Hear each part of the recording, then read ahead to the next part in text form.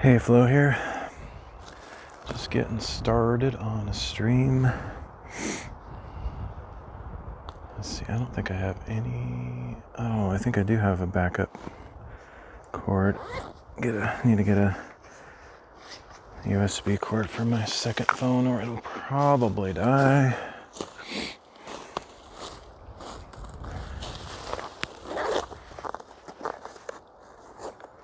Yes, I do have one. Good.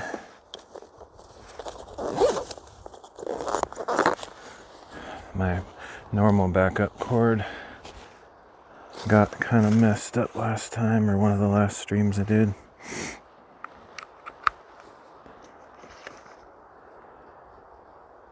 Alright, I'll be a cyborg with a bunch of cords hanging out of me, but that's alright.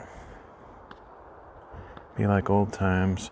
I'm on my bike today, so I don't have my backpack, which I probably should pack a small day pack style backpack when I'm biking, so I can throw all my gear in it. It's kind of annoying to try to carry it around otherwise.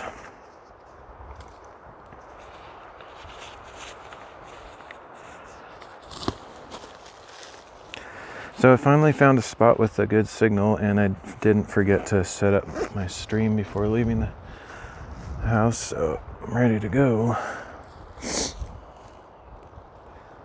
I mean, ready to go isn't really a conclusion of that series of statements, but I said it anyway.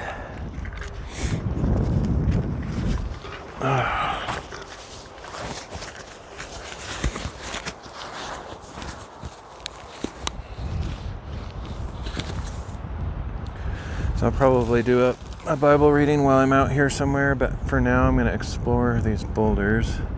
Just mark them as I go. Which just reminded me I need to turn Bluetooth on.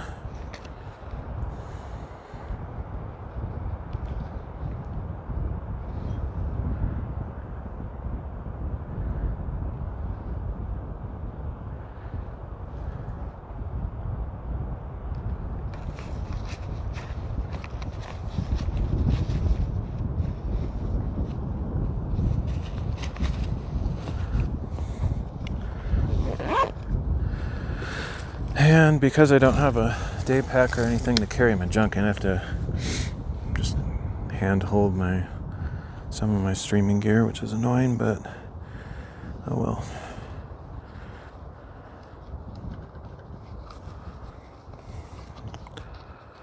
Come up with some creative solutions. I have a little fanny pack thing that has a couple pieces in it, but generally I still have to carry most everything.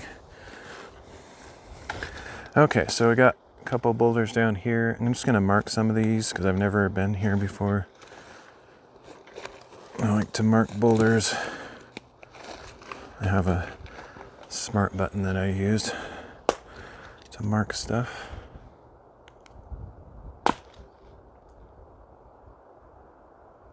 Why didn't I hear anything? Irritating. Let me check. Volume is up.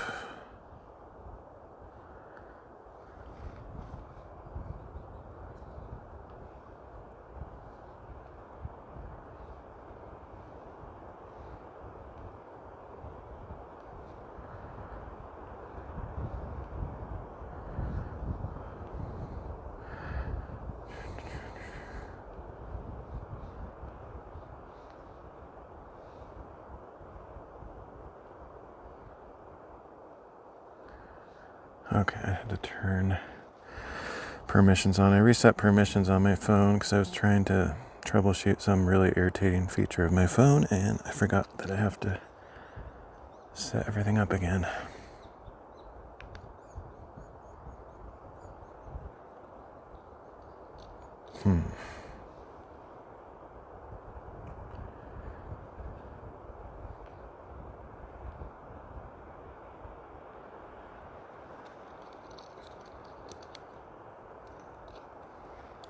Joy.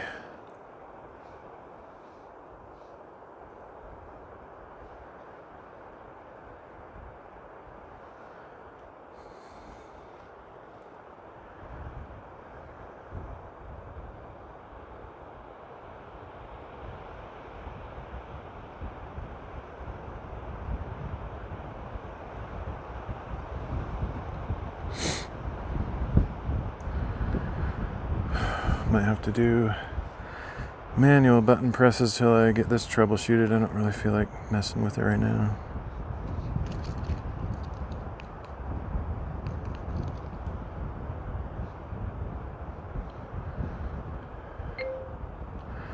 Okay, there it went for some reason.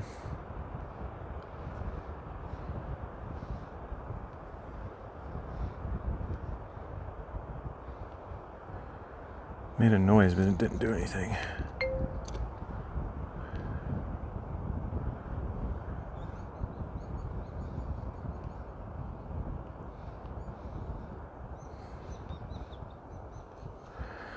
Oh, joy. I shouldn't have done that. It was actually an AI suggestion.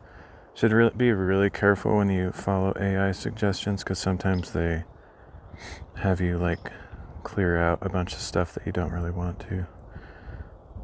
Normally I think a little bit more clearly about that stuff, and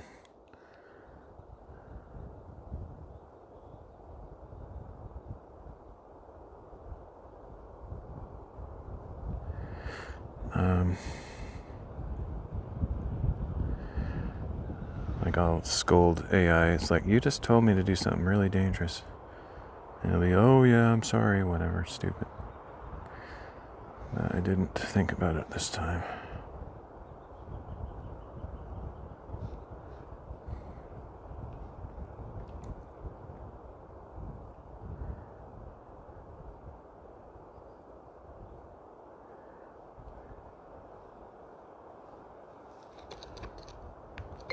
Making a noise, but it's not actually doing what it's supposed to. If it doesn't do it soon, I'll just set it up manually. I don't think it's going to work.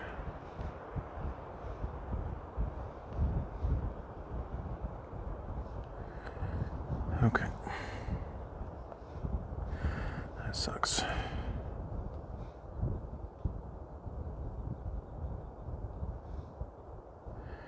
Not even sure a manual trigger will work today. Let's see.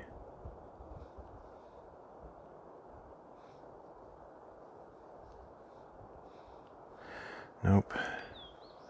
Because all of the permissions have been revoked, I guess.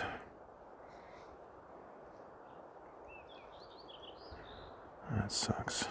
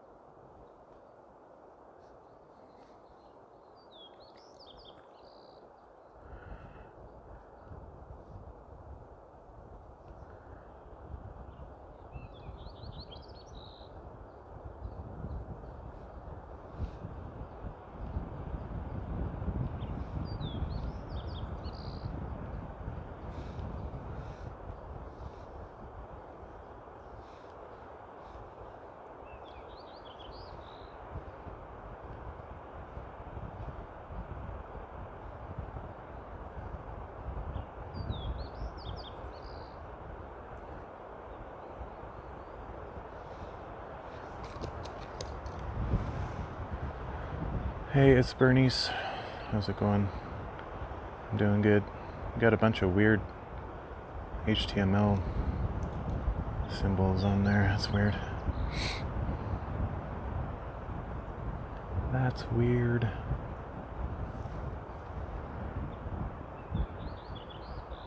It's probably social stream not doing its job properly, whatever, I don't know.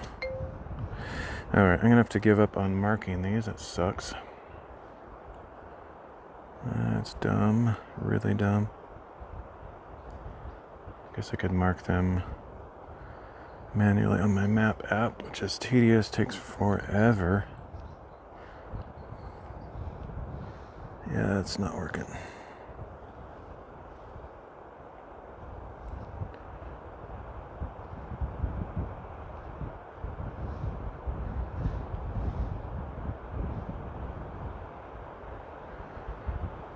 Okay, well, we'll just try it that way. It's the only way I can do it. Okay, this sucks. I have a ton of stuff in my hands. Trying to navigate these boulders without falling over is going to be interesting. Hey, Leo. Ugh.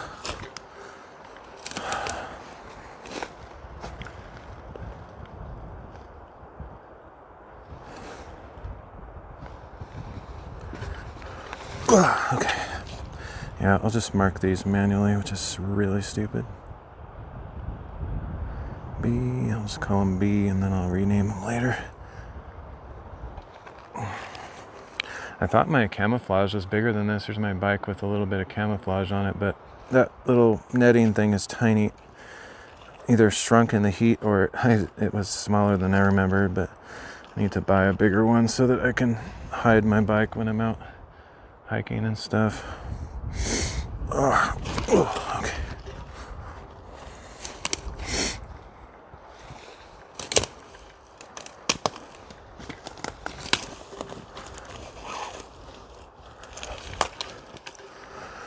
All right, so we got all these boulders to explore.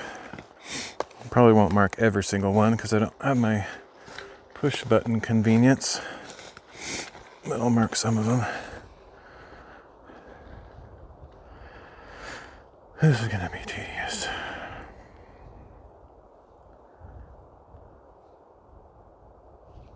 I probably won't remember to go back and transfer these notes anyway.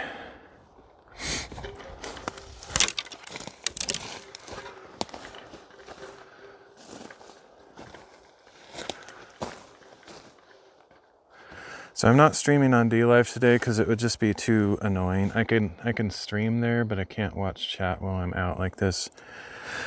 I technically could if I remembered to bring my third phone, but I didn't think about it.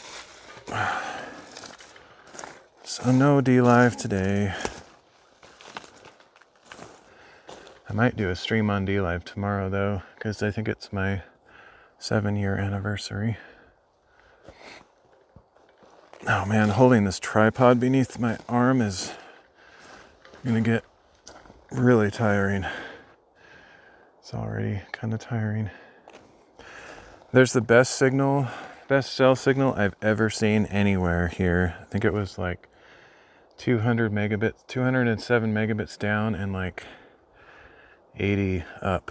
So theoretically I should have good enough signal for this live stream, but you never know. Sometimes it start out good and then it cuts out randomly. So I'll just see how it goes. Wow, it's got some holes in that rock. Always makes me wonder if like creatures make those holes or if they're just taking advantage of holes that are already there. I don't see how like a chipmunk or something could carve a hole in a rock like that.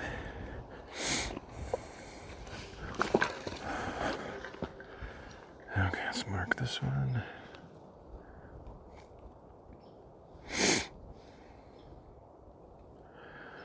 This isn't the worst. Having to do it manually, it's just kind of annoying. Ugh. Be nice if I had a special strap for my tripod. It's really heavy. Whoa, I just collapsed that thing. Oh, shoot. Didn't see that.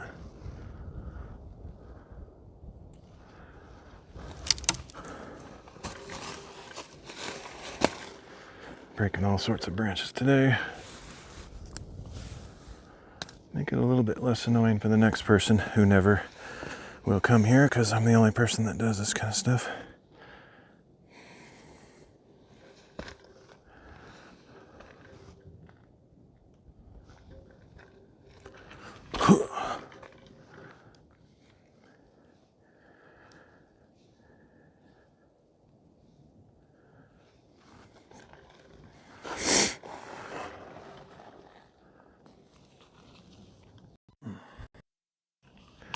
Technically, my tripod has a little,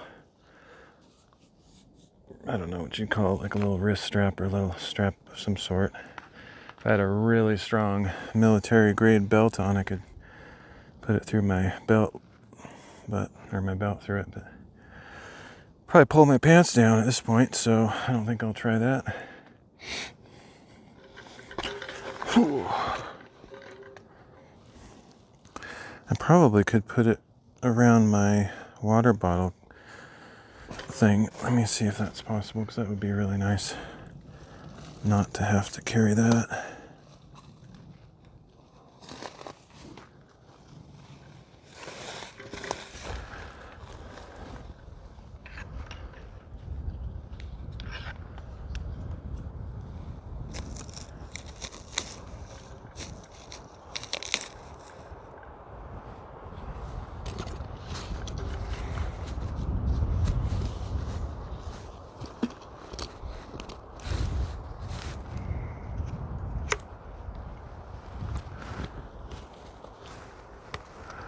A lot of weight to put on this other strap though. Hopefully it doesn't break it or something.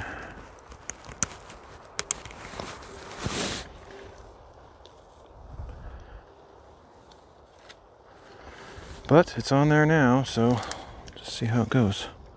I have a ton of stuff hanging off me. Look like Grizzly Adams or something.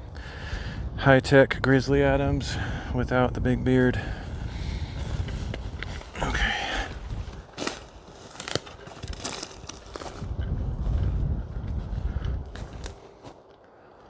I've got some big boulders. If I see a cool angle, I'll probably do a Bible reading while I'm up here. I wanted to do 2 or 3 of them if I can make time for it, because at my current rate, I'm not going to finish in the year since I started the project, which is fine, but I could change that and do a bunch of readings really rapidly if I wanted to. I have a lot of stuff going. Before, like not long ago, I was spending a lot of my time with doing the Bible stuff or getting outside and streaming in general, and I haven't been doing that lately because I've been working on the business stuff that I've been needing to. So I kind of want to get up on that one. Not necessarily to do a reading, although I could. I guess I could do that. It's not necessarily the most scenic spot ever.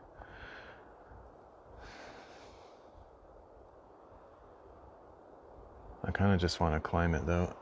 Maybe on the other side. Let me check that back side to see if there's a easier way to just walk up without putting everything down. Oh yeah, that looks pretty good. Right there. It's usually the case. Like you look at these boulders that look impossible to climb or difficult and walk around the other side. Oh, it just walks right up it.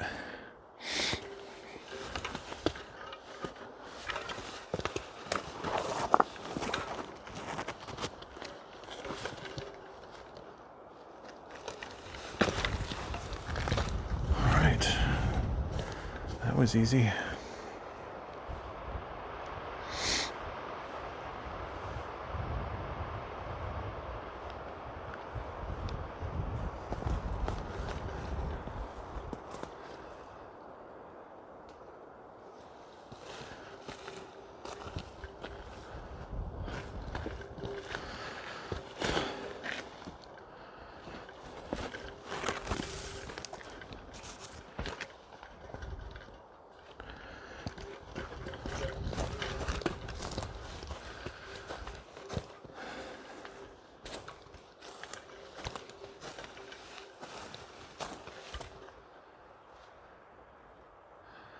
All of these are like the size of a small car or bigger.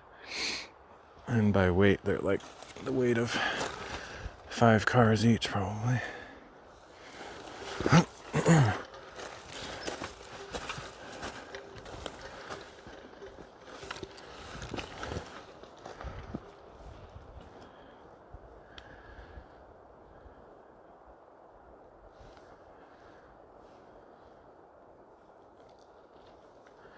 Be cool if this map app had a single button press for creating a way, like a generic waymark.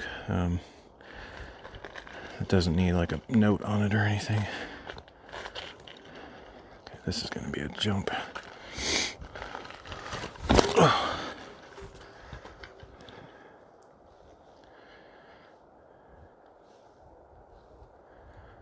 press like 20 buttons to get a waypoint on there. That actually looks pretty cool. I don't know how it looks in the camera, but just looking at it in real life, it's pretty cool. I might do a reading here. Might be a cool spot. Plus, I just want to like set my stuff down for a minute. Almost a little cave back under there, but not really. Sometimes there's tiny caverns under these big boulders, but usually nothing huge. Okay, I think I'll try to set up here. Seems like a good spot.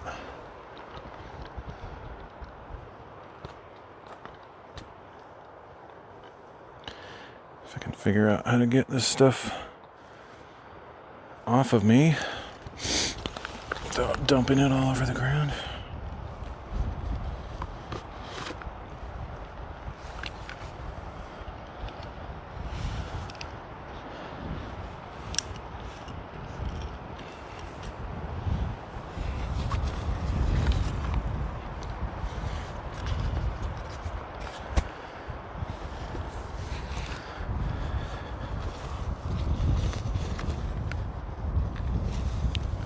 I have some challenge watching chat while I'm reading today because I didn't bring my third phone, which it's kind of hard to do, the Bible reading thing and the chat at the same time. It's not impossible, it's just kind of cumbersome. I kind of just have to switch between apps. I can't remember if I've tried to do like a split screen on this phone with that stuff. It might work, but I don't think it's ideal.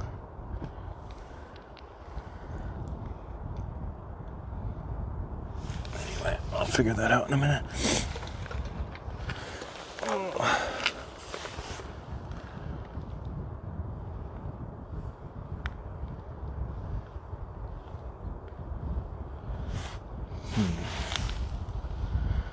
Shoot, I don't have the app address on here, I don't think.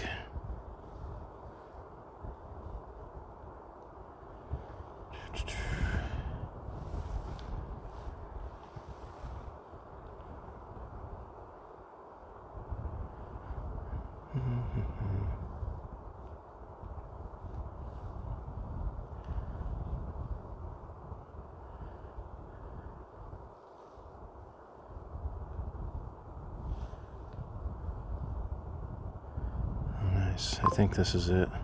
Okay, that should be good.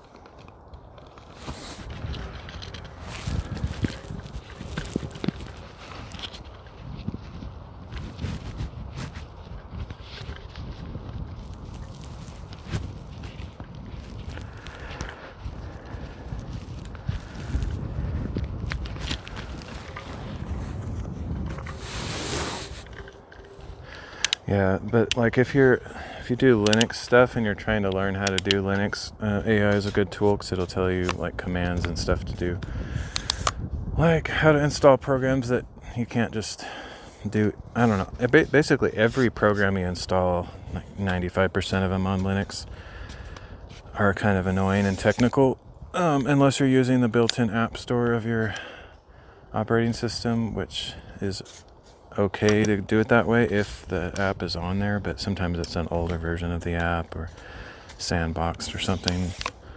Pain in the butt. And so asking AI how to do it is a great way to go, but sometimes it'll tell you to do stupid stuff. So you just have to kind of be savvy enough to know what it's telling you to do and think twice before you just copy and paste all the commands.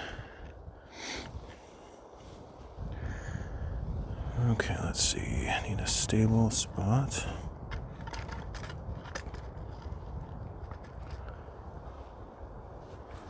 It's pretty good.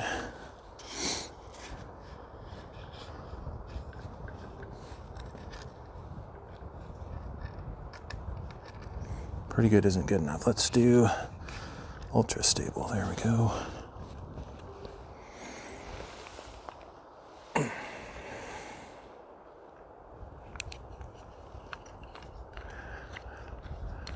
Yeah, so I've done several Bible readings recently, but not live streams because I either was in a spot where there was no signal or I forgot to set up my stream before I left. So I can't really set it up on the fly out in the middle of nowhere. I have to get a few things arranged prior. But there's a few new readings on my YouTube, Rumble, and Odyssey channels for anybody that's been following all the readings. Not that I expect there to be anybody.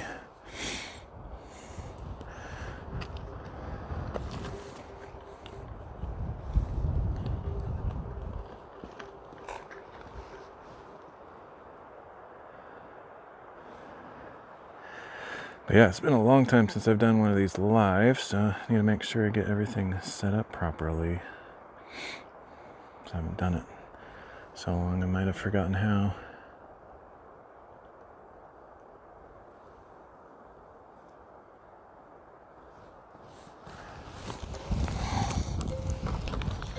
Whoops.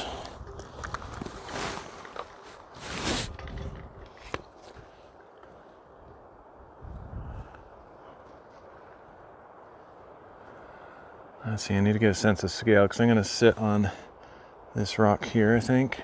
So I need to make sure there's enough space above there where I'm not going to get cut off. I think it's okay.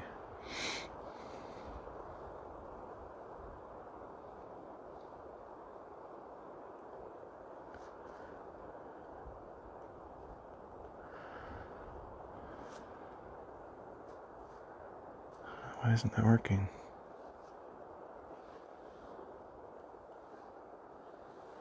It's dumb.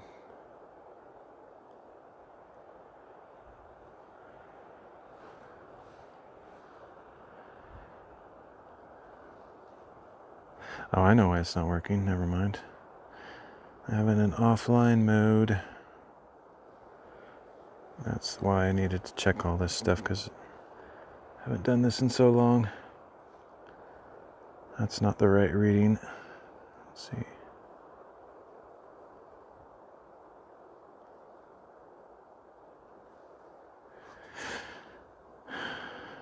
That's not right either. Is that right? Really?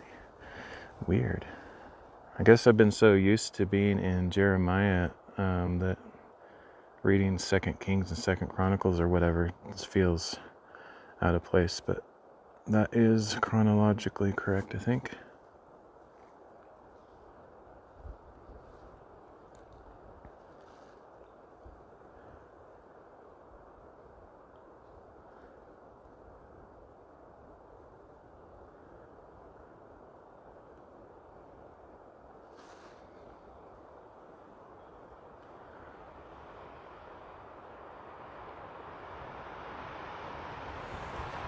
Alright, we'll play this by ear. I have no idea if this will work.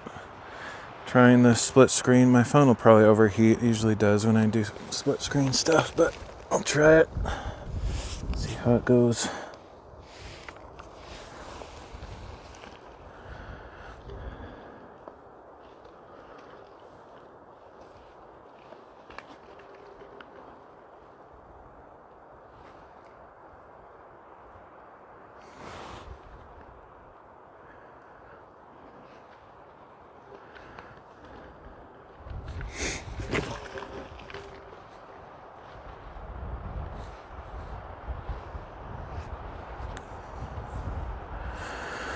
I'll have to come back and mark some of these boulders because I can't do all that stuff on one phone at the same time.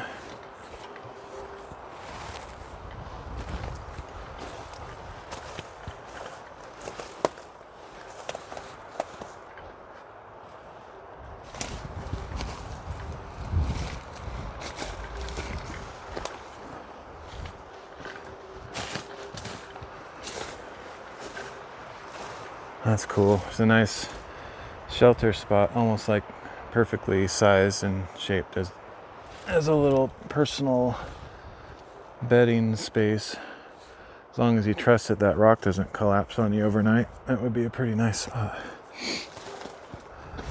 Little sleeping pad right there. Actually right here too is not bad.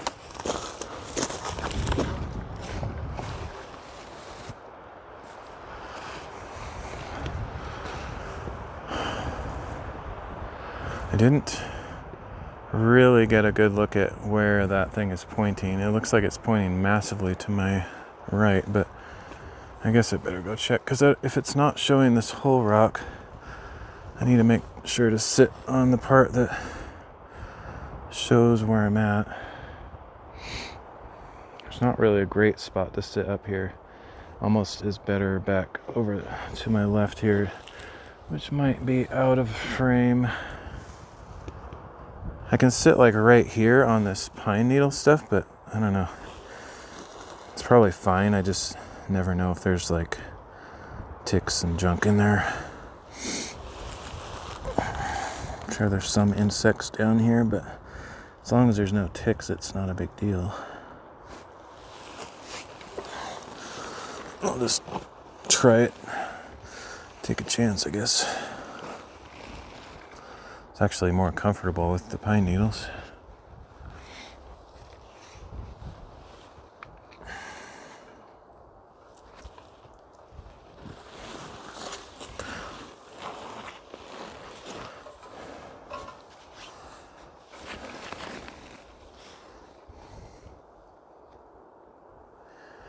Yeah, so for people new to my channel or who don't know what I'm doing, since last July, early July of 2025, I started reading through the Bible outside in nature, reading through a chronological reading plan using the Berean Standard Bible, which is a translation that's public domain, so you can read it on YouTube or other places without worrying about stupid copyright stuff.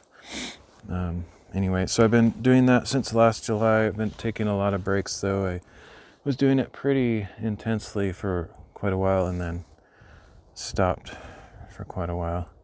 Been trying to do a bunch of life stuff, just things, adulting, all the responsibilities and stuff lately, so I haven't had as much time for it, and I don't have money to drive out to places. But occasionally I go on bike rides like I am today, so I don't have to spend money on gas. So anyway, all that to say, I'm trying to maybe finish before a year, but if I don't, it's no big deal. It'll just overlap, be not quite finished reading the Bible in a chronological year or whatever. I'm about, last I checked yesterday, I think I'm 82% through. I'm on week 44 of 52, so I'm getting pretty close, but it's also getting pretty close to July when I started, so I'll either have to really push through, get it done, or just not worry about taking a little bit longer, which is probably what I'll do. And I wrote this app that allows me to show the verses on screen in IRL situations, which is pretty cool. I tried finding an app that could do it, and there's nothing out there, so I had to make it myself. So that was pretty fun to make that, I guess. Actually, it wasn't really fun to make it, but it's fun to have it. I don't really like doing coding anymore. Oh, I do need to mark this spot as a reading spot, though, somehow. Technically, I can look at because I'm recording it like a GPS track, I can look at the track and probably figure out where it was based on the big bunch of points here, but it'll be easier if I mark it, I think. I'll try it anyway.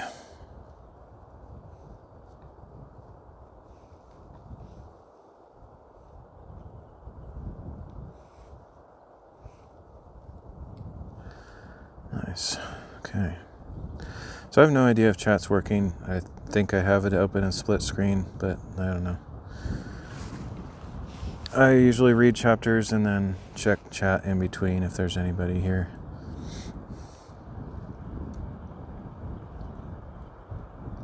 Oh, I didn't actually say. So yeah, today we're going to read 2 Kings 24 and 25, 2 Chronicles 36, and Hebrews 8.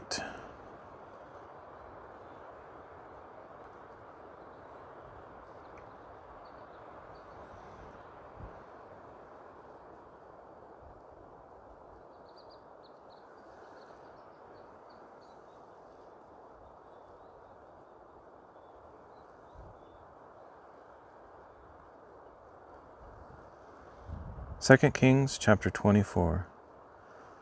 During Jehoiakim's reign, Nebuchadnezzar, king of Babylon, invaded.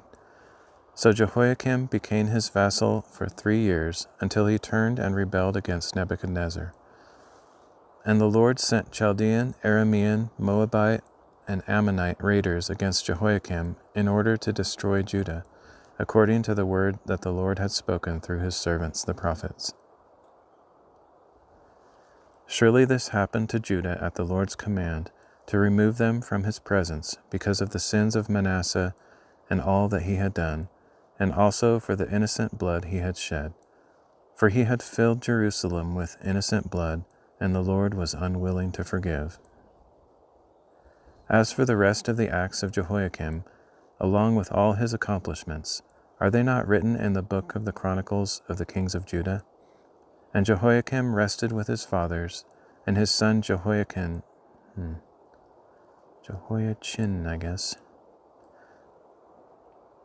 his son Jehoiachin reigned in his place.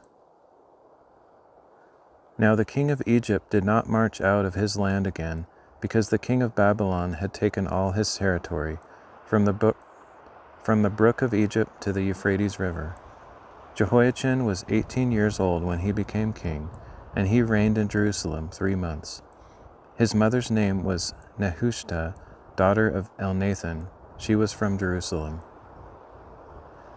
And he did evil in the sight of the Lord, just as his father had done. At that time the servants of Nebuchadnezzar, king of Babylon, marched up to Jerusalem, and the city came under siege. And Nebuchadnezzar, king of Babylon, came to the city while his servants were besieging it. Jehoiachin, king of Judah, his mother, his servants, his commanders, and his officials, all surrendered to the king of Babylon. So in the 8th year of his reign, the king of Babylon took him captive. As the Lord had declared, Nebuchadnezzar also carried off all the treasures from the house of the Lord and the royal palace, and he cut into pieces all the gold articles that Solomon king of Israel had made in the temple of the Lord. He carried into exile all Jerusalem, all the commanders and mighty men of valor, all the craftsmen and metalsmiths, 10,000 captives in all. Only the poorest people of the land remained. Nebuchadnezzar carried away Jehoiachin to Babylon, as well as the king's mother, his wives, his officials, and the leading men of the land. He took them into exile from Jerusalem to Babylon. The king of Babylon also brought into exile to Babylon all 7,000 men of valor, and 1,000 craftsmen and metalsmiths, all strong and fit for battle. Then the king of Babylon made Mattaniah, Jehoiachin's uncle, king in his place, and changed his name to Zedekiah. Zedekiah was 21 years old when he became king, and he reigned in Jerusalem 11 years. His mother's name was Hamutal, daughter of Jeremiah. She was from Libnah. And Zedekiah did evil in the sight of the Lord, just as Jehoiakim had done. For because of the anger of the Lord, all this happened in Jerusalem and Judah, until he finally banished them from his presence. And Zedekiah also rebelled against the king of Babylon.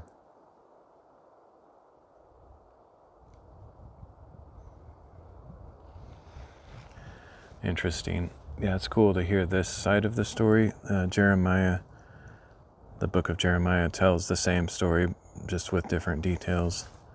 I didn't realize, or I think it mentioned it briefly in Jeremiah, but I didn't realize that Zedekiah was not part of the normal lineage, and he was appointed by Nebuchadnezzar and all that stuff. Hey, I'm Doc Live. And then he had a different name, and his name was changed. It's interesting that I didn't quite remember what it said, but one of his relatives was named Jeremiah. I'm assuming that's probably not the same Jeremiah as the prophet, but could be, but I doubt it. But he is friendly to Jeremiah for the most part. Like, a lot of the people around him were trying to kill Jeremiah, and Zedekiah, sort of defended him for some reason. I think he wanted to do what was right, but he was afraid of the Jews, and so he compromised in the end. That he was partially doing what was right, kind of in secret. But yeah, he didn't have enough integrity, and he feared people more than he feared God in the end.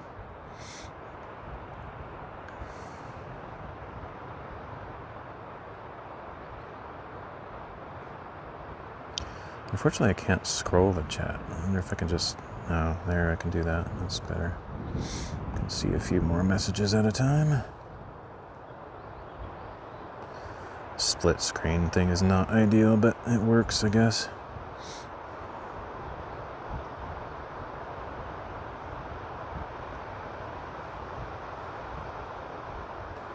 Works in a pinch.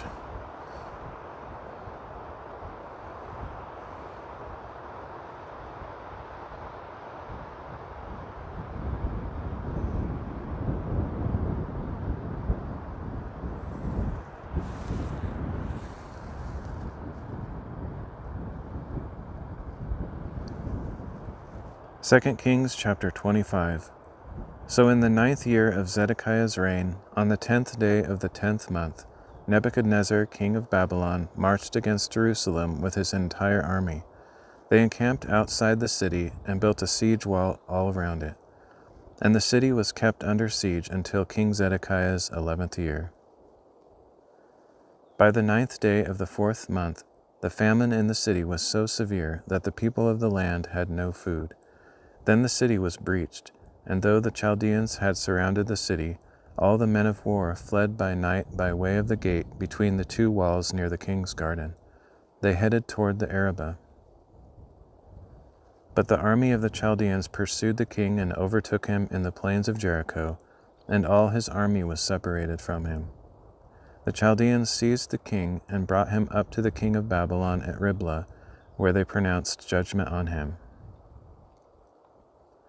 And they slaughtered the sons of Zedekiah before his eyes. Then they put out his eyes, bound him with bronze shackles, and took him to Babylon. On the 7th day of the 5th month, in the 19th year of Nebuchadnezzar's reign over Babylon, Nebuzaradan, captain of the guard, a servant of the king of Babylon, entered Jerusalem.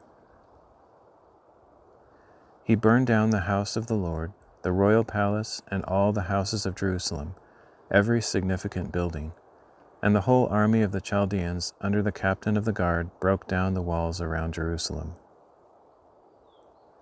Then Nebuzaradan, captain of the guard, carried into exile the people who remained in the city, along with the deserters who had defected to the king of Babylon and the rest of the population. But the captain of the guard left behind some of the poorest of the land to tend the vineyards and fields. Moreover, the Chaldeans broke up the bronze pillars and stands, and the bronze sea and the house of the Lord, and they carried the bronze to Babylon. They also took away the pots, shovels, wick trimmers, dishes, and all the articles of bronze used in the temple service. The captain of the guard also took away the censers and sprinkling bowls, anything made of pure gold or fine silver. As for the 2 pillars, the sea, and the movable stands that Solomon had made for the house of the Lord, the weight of the bronze from all these articles was beyond measure. Each pillar was 18 cubits tall. The bronze capital atop one pillar was 3 cubits high, with a network of bronze pomegranates all around. The second pillar with its network was similar. The captain of the guard also took away Sariah the chief priest, Zephaniah the priest of second rank, and the 3 doorkeepers. Of those still in the city, he took a court official who had been appointed over the men of war, as well as 5 royal advisers. He also took the scribe of the captain of the army, who had enlisted the people of the land, and 60 men who were found in the city. Nebuzaradan, captain of the guard, took them and brought them to the king of Babylon at Riblah. There at Riblah, in the land of Hamath, the king of Babylon struck them down and put them to death. So Judah was taken into exile away from its own land. Nebuchadnezzar, king of Babylon, appointed Gedaliah, son of Ahikam, the son of Shaphan, over the people he had left behind in the land of Judah. When all the commanders of the armies and their men heard that the king of Babylon had appointed Gedaliah as governor, they came to Gedaliah at Mizpah. Ishmael, son of Nethaniah, Johanan, son of Kareah, Sariah, son of Tanhumeth, the Netophathite, and Jazaniah, son of Maccathite, and Jazaniah, son of the Maccathite, as well as their men. And Gedaliah took an oath before them and their men, assuring them, "Do not be afraid of the servants of the Chaldeans. Live in the land and serve the king of Babylon, and it will be well with you." In the 7th month, however, Ishmael, son of Nethaniah, the son of Elishama, who was a member of the royal family, came with 10 men and struck down and killed Gedaliah, along with the Judeans and Chaldeans who were with him at Mizpah. Then all the people, small and great, together with the commanders of the army, arose and fled to Egypt for fear of the Chaldeans. On the 27th day of the 12th month of the 37th year of the exile of Judah's king Jehoiachin, in the year Evil-Merodach became king of Babylon, he released King Jehoiachin of Judah from prison, and he spoke kindly to Jehoiachin and set his throne above the thrones of the other kings who were with him in Babylon. So Jehoiachin changed out his prison clothes, and he dined regularly at the king's table for the rest of his life. And the king provided Jehoiachin a daily portion for the rest of his life.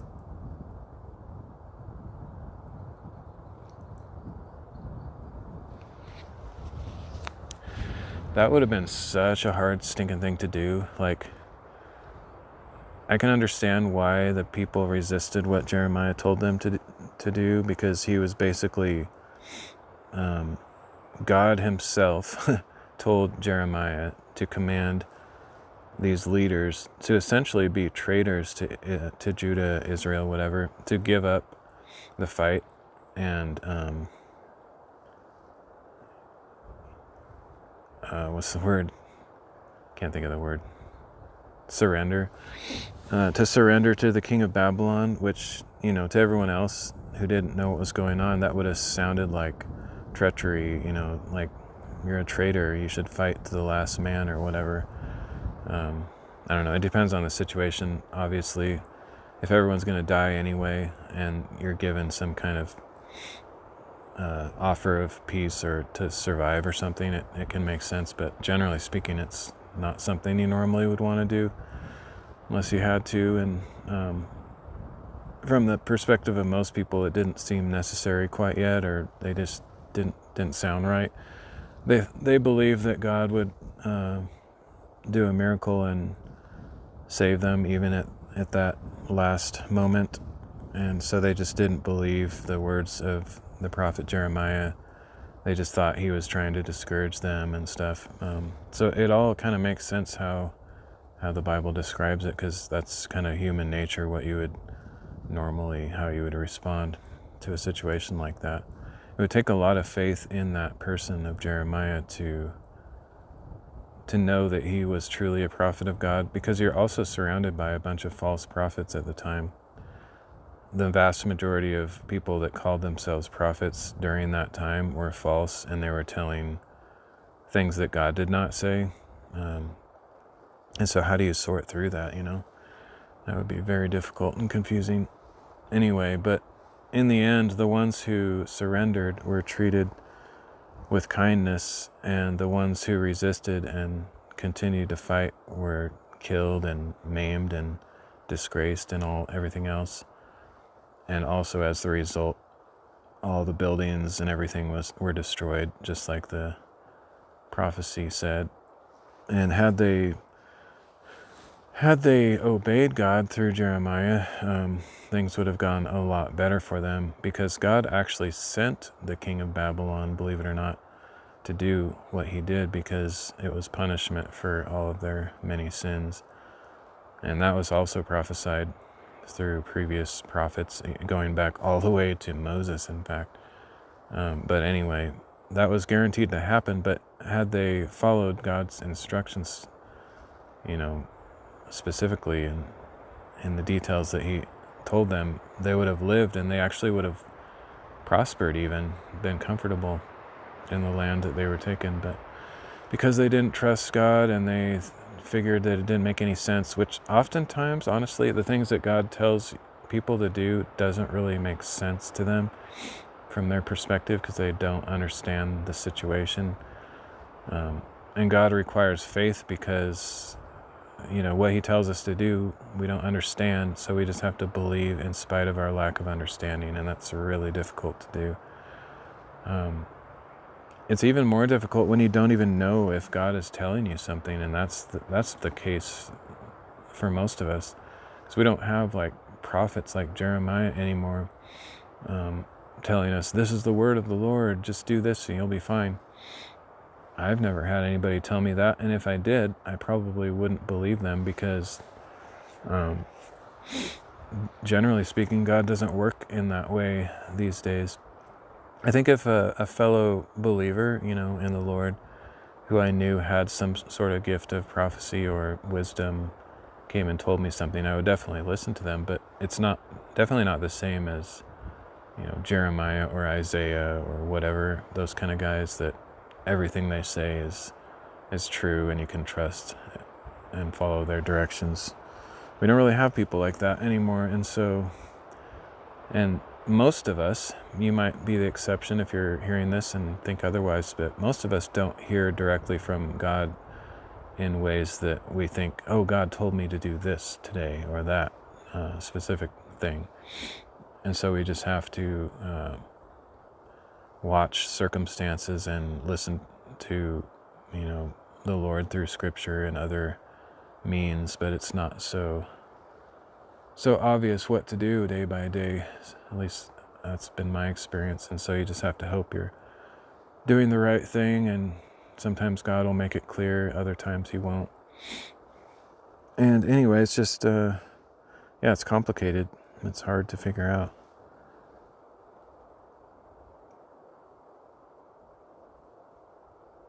But there's a lot of, interestingly enough, even though they had prophets at the time, there's quite a lot of parallels between our modern times and what they were experiencing, because they had skepticism and doubt because they were surrounded by a bunch of fools and only had a few actual prophets. And how do they figure out which ones are the real ones? I don't know. And then what they were being told to do didn't really make sense to them, which can often be the case for us as well. And so they were kind of in a similar situation to us. Things are going maybe badly, or things are confusing, just like it is in the world for us today. And it's like, what are we supposed to do? Which side are we supposed to take? Who are we supposed to cheer on? Who are we supposed to condemn? What, all that stuff. Honestly, I don't know. I try to stay out of politics, but sometimes there's stuff that comes into our own personal lives that we have to make a judgment call about, and it can be difficult to figure out what's right. You just have to ask God for guidance and be in Scripture as much as possible and hope that he leads us in the right direction. Proverbs 3, 5, and 6 is always good for that. Trust in the Lord with all your heart. Don't lean on your own understanding. In all your ways acknowledge him, and he will direct your paths. Just have to believe and trust that he will do that. He says that he will do it, so he doesn't lie. So if you actually believe that and live as if it's true, then you should be able to have confidence that he will direct your path. But you do have to acknowledge him in all your ways. You can't just be like, oh, I'm a believer, therefore everything I do is what he wants me to do.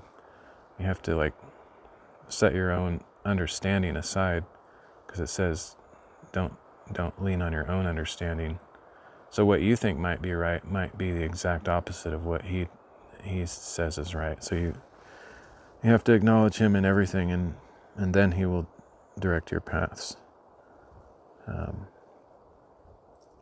which is hard. Sometimes it doesn't seem like he's doing that, but you just have to believe anyway. because that's what he requires. He requires, like, faith isn't really faith unless it's tested by difficult circumstances. And most of us, myself especially included, are surrounded by difficult circumstances. And so faith can really shine or be truly faith, because if everything's going well and you have no doubts or difficulties, then you have no real need of faith. And God requires faith, and therefore, in a way, you could say he requires us to be in difficult circumstances in order to prove that we actually have any faith. So anyway, let's read this other 2 Chronicles 36. Will probably be the same story from a slightly different perspective.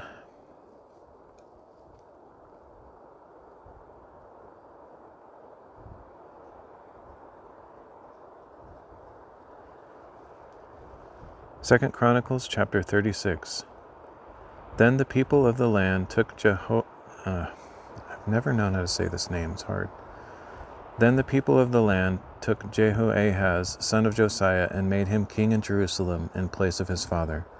Jehoahaz was 23 years old when he became king, and he reigned in Jerusalem 3 months. And the king of Egypt dethroned him in Jerusalem and imposed on Judah a levy of 100 talents of silver and a talent of gold. Then Necho, king of Egypt, made Eliakim, brother of Jehoahaz, king over Judah and Jerusalem, and he changed Eliakim's name to Jehoiakim. But Necho took Eliakim's brother Jehoahaz and carried him off to Egypt. Jehoiakim was 25 years old when he became king, and he reigned in Jerusalem 11 years. And he did evil in the sight of the Lord his God. Then Nebuchadnezzar, king of Babylon, came up against Jehoiakim and bound him with bronze shackles to take him to Babylon.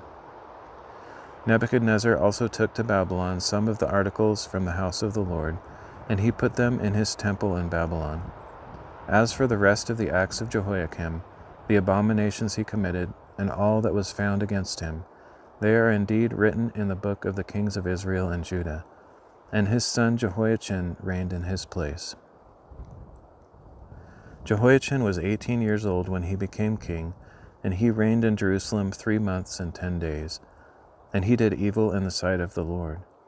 In the spring, King Nebuchadnezzar summoned Jehoiachin and brought him to Babylon, along with the articles of value from the house of the Lord, and he made Jehoiachin's relative Zedekiah king over Judah and Jerusalem. Zedekiah was 21 years old when he became king, and he reigned in Jerusalem 11 years. And he did evil in the sight of the Lord his God, and did not humble himself before Jeremiah the prophet, who spoke for the Lord. He also rebelled against King Nebuchadnezzar, who had made him swear by God. But Zedekiah stiffened his neck and hardened his heart against turning to the Lord, the God of Israel. Furthermore, all the leaders of the priests and the people multiplied their unfaithful deeds, following all the abominations of the nations, and they defiled the house of the Lord, which he had consecrated in Jerusalem. Again and again the Lord, the God of their fathers, sent word to his people through his messengers, because he had compassion on them and on his dwelling place. But they mocked the messengers of God, despising his words and scoffing at his prophets, until the wrath of the Lord against his people was stirred up beyond remedy. So he brought up against them the king of the Chaldeans, who put their young men to the sword in the sanctuary, sparing neither young men nor young women, neither elderly nor infirm. God gave them all into the hand of Nebuchadnezzar, who carried off everything to Babylon, all the articles of the house of God, both large and small, and the treasures of the house of the Lord, and the king and his officials. Then the Chaldeans set fire to the house of God and broke down the wall of Jerusalem. They burned down all the palaces and destroyed every article of value. Those who escaped the sword were carried by Nebuchadnezzar into exile in Babylon, and they became servants to him and his sons until the kingdom of Persia came to power. So the land enjoyed its Sabbath rest all the days of the desolation until 70 years were completed, in fulfillment of the word of the Lord through Jeremiah. In the first year of Cyrus, king of Persia, to fulfill the word of the Lord spoken through Jeremiah, the Lord stirred the spirit of Cyrus, king of Persia, to send a proclamation throughout his kingdom and to put it in writing as follows. This is what Cyrus, king of Persia, says. The Lord, the God of heaven, who has given me all the kingdoms of the earth, has appointed me to build a house for him at Jerusalem in Judah. Whoever among you belongs to his people, may the Lord his God be with him, and may he go up.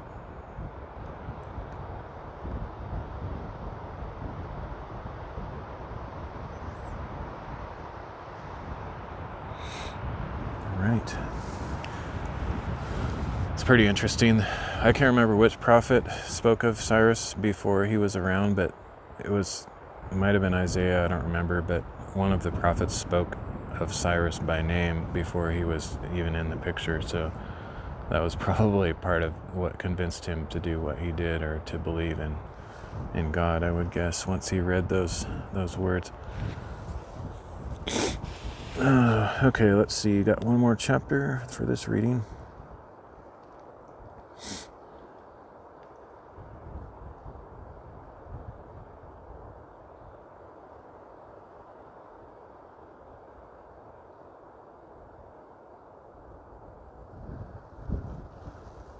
Hebrews chapter 8.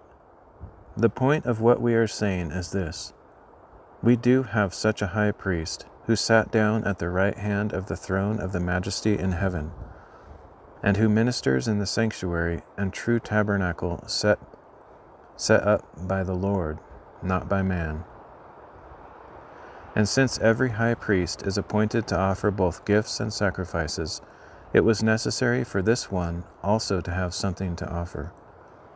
Now, if he were on earth, he would not be a priest, since there are already priests who offer gifts according to the law. The place where they serve is a shadow and The place where they serve is a copy and shadow of what is in heaven. This is why Moses was warned when he was about to build the tabernacle. See to it that you make everything according to the pattern shown you on the mountain. Now, however, Jesus has received a much more excellent ministry, just as the covenant he mediates is better and is founded on better promises. For if that first covenant had been without fault, no place would have been sought for a second. But God found fault with the people and said, Behold, the days are coming, declares the Lord, when I will make a new covenant with the house of Israel and with the house of Judah. It will not be like the covenant I made with their fathers when I took them by the hand to lead them out of the land of Egypt, because they did not abide by my covenant, and I disregarded them, declares the Lord. For this is the covenant I will make with the house of Israel after those days, declares the Lord. I will put my laws in their minds and inscribe them on their hearts, and I will be their God, and they will be my people. No longer will each one teach his neighbor or his brother, saying, Know the Lord, because they will all know me, from the least of them to the greatest. For I will forgive their iniquities and will remember their sins no more. By speaking of a new covenant, he has made the first one obsolete. Whoa. I saw that thing. I thought it was a leaf that landed on me, but it was a little bug. It flew in my ear. By speaking of a new covenant, he has made the first one obsolete, and what is obsolete and aging will soon disappear.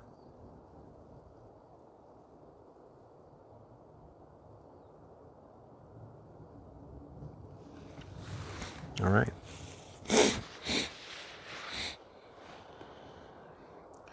That's it for that reading.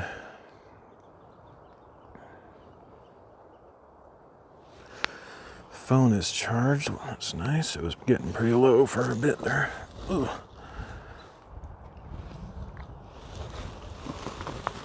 I have to sort out my stupid smart button thing. It's so annoying. Messed it up.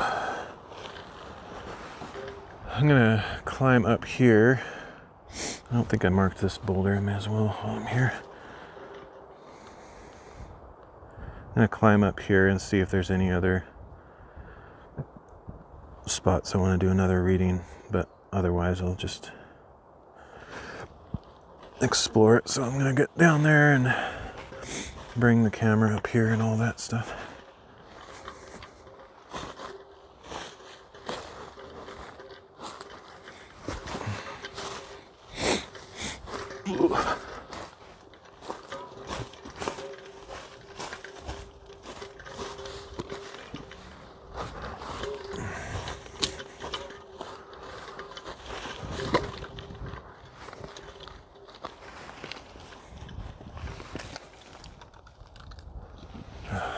I have to carry this tripod. Technically I could get away with using my little tripod, but I wouldn't get the same nice angles.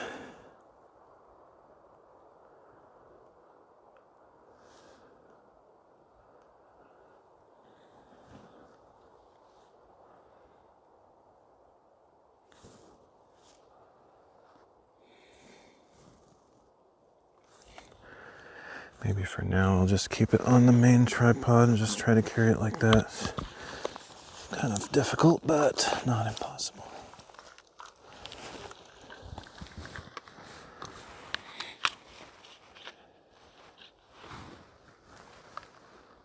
I hate this stupid phone. Part of the reason, well, the whole reason I messed up my phone by resetting all the app permissions and junk is because this stupid phone has this feature in it where if you move the phone at all, it turns on. Instead of having to push the power button, a screen turns on by just moving it. It's super annoying. I hate it. And so I was trying to disable that, and it can't be disabled on this phone. I tried everything. So I was asking AI how to do it.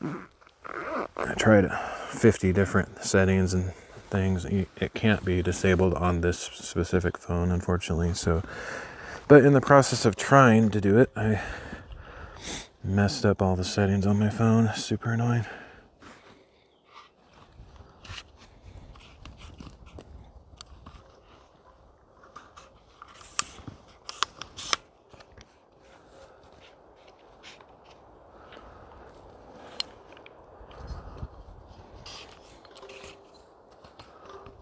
I could probably rig up some kind of handle on the side of my tripod that would make it a little bit easier to carry.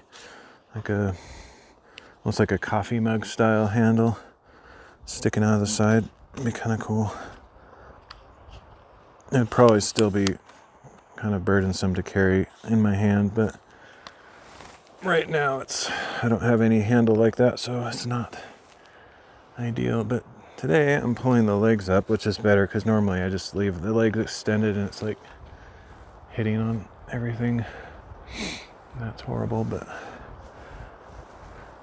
this is almost like carrying a giant gimbal. It's not that terrible, it's just really heavy. But it's better if I take the time to collapse the legs.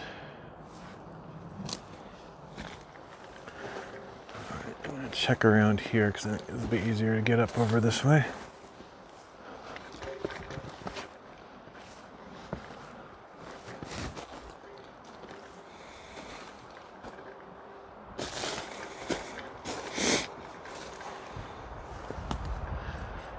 This is where I was. Actually, like right here would be kind of a cool spot for a reading, but it's not that cool. It's just kind of cool with that tree hanging down there.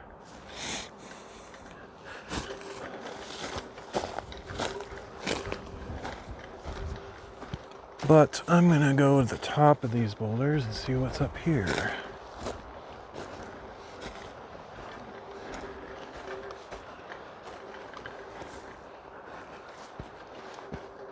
That would look kind of cool too. The problem I'm seeing with some of these spots is the sun glare the sun, the glare on the screen looks stupid.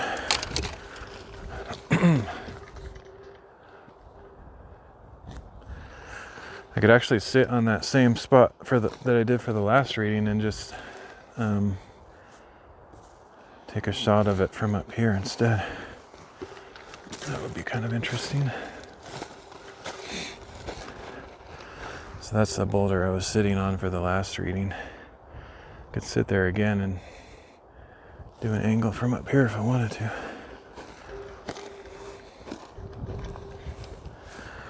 All right, let's mark a boulder or two.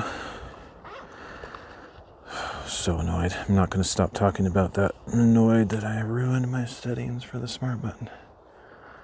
Sucks.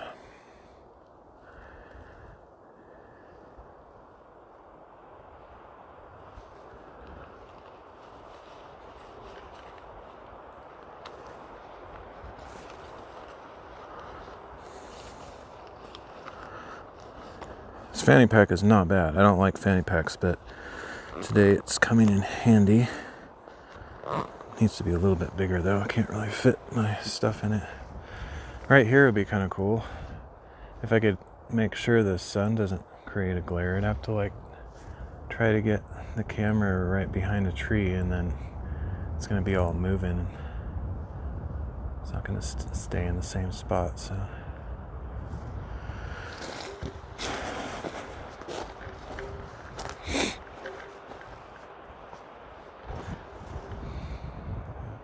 Kind of the solution for that is to point it away from the sun, but sometimes often the most interesting angles happen to be looking at the sun.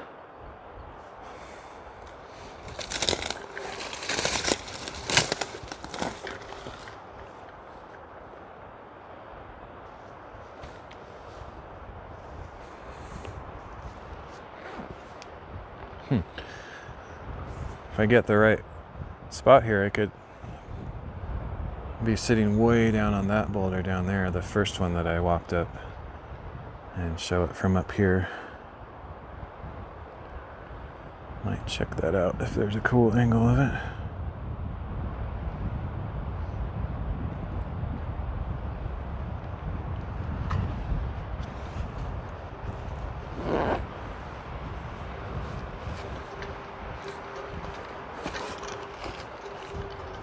Like I could put the camera here and be sitting like way down there. It'd be kind of cool. Wide angle. I could also zoom up on it, but I think the wide angle would be maybe more interesting.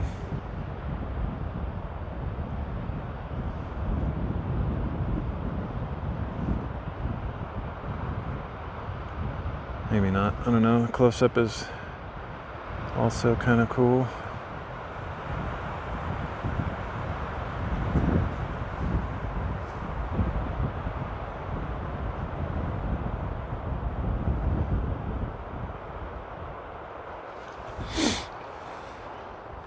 Not much else over here. There's I think this boulder that I'm on is kind of the top of this area, so there's not more to explore, more rocks anyway. I could also just sit right here in front of this stump. Sometimes those look pretty interesting. This one's not that spectacular, but some of them are really detailed with lots of roots coming out of them and stuff. And that one's just kind of not that cool.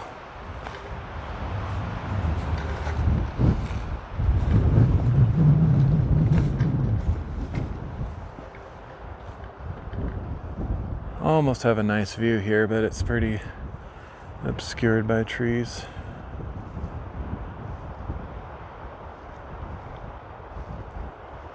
I think I'll pick one more spot up here to do a reading and then head back down to where my bike was. I might continue going though, because there might be another spot I could ride to down the road a bit. I could do one like right here. I don't know. Can't really tell if it looks cool or not. Like to my eyes it kind of looks okay, but then when I look at it on the screen, it's like, I don't know.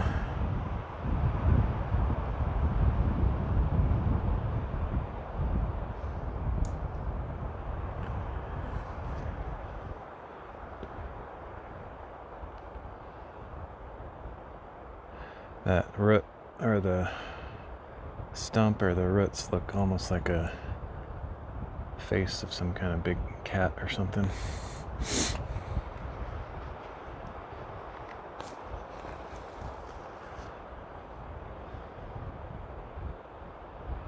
Don't know.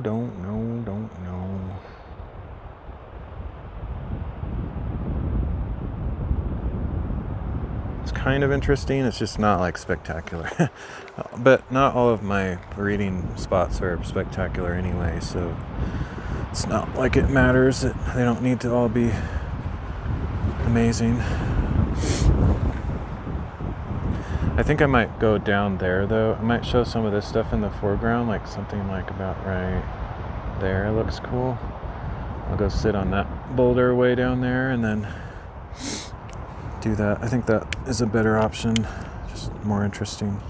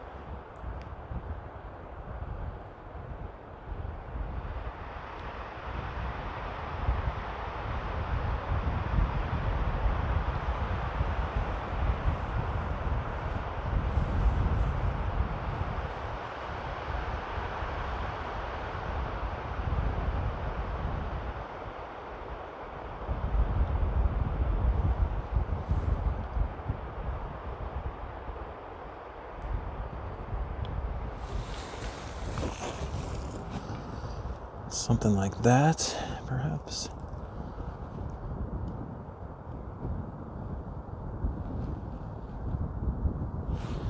That'll work.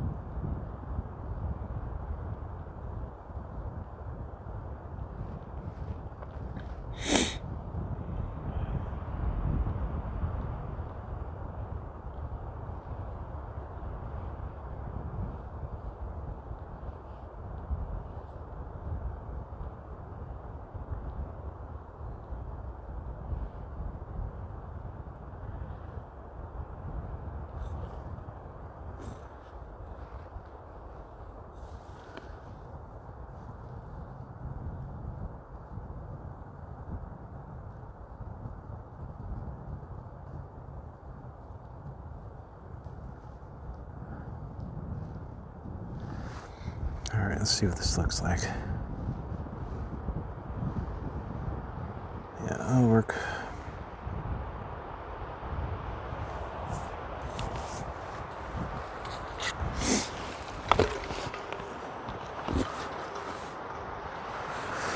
Okay, it'll take me a couple minutes to get down there.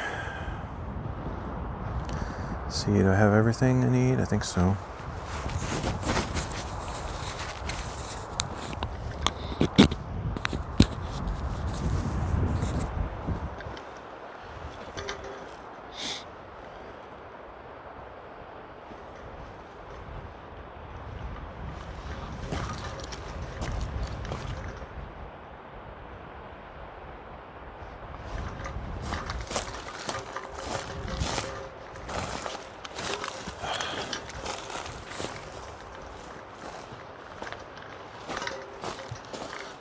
Actually, where I'm going right now, down in these rocks, it looks kind of cool too.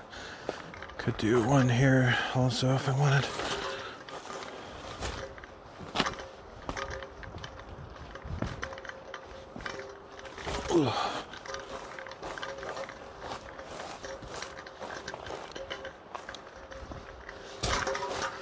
Yeah, that first boulder where I did the reading a bit ago, there's several angles of it that look interesting. Like right where I'm standing right now, I don't know if you can see me yet, probably not, but where I'm standing looks cool looking at that same rock.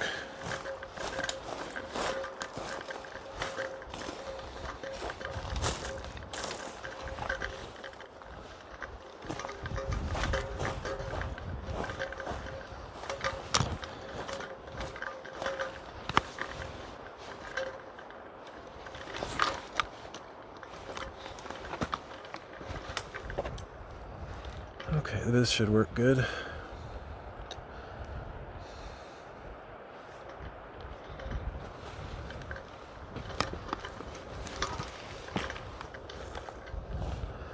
Got some pine needles to sit on again, which is really comfortable. I'm just worried about could be some ticks or something. I don't know if this is the kind of stuff they would be in. I think of them more being in like grass and stuff, but they could be up here on these rocks, I suppose.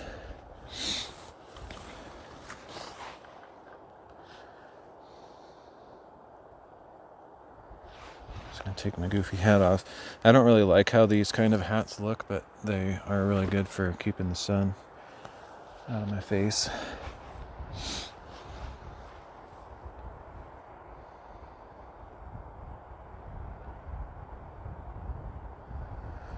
So we're going to read Habakkuk 1 through 3 and Hebrews 9.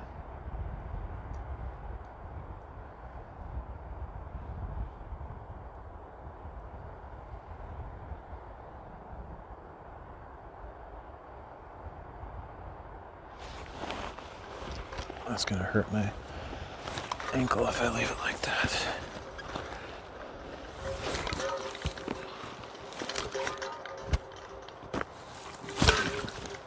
This would be a really nice spot to sleep, actually, right on top of this rock.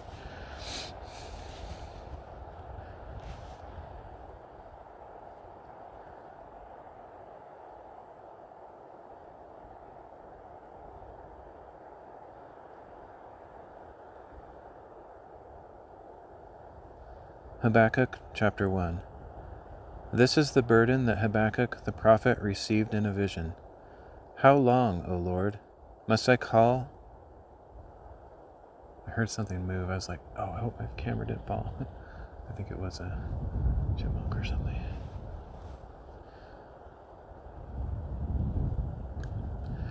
This is the burden that Habakkuk the prophet received in a vision. How long, O Lord, must I call for help, but you do not hear, or cry out to you, violence, but you do not save? Why do you make me see iniquity? Why do you tolerate wrongdoing? Destruction and violence are before me.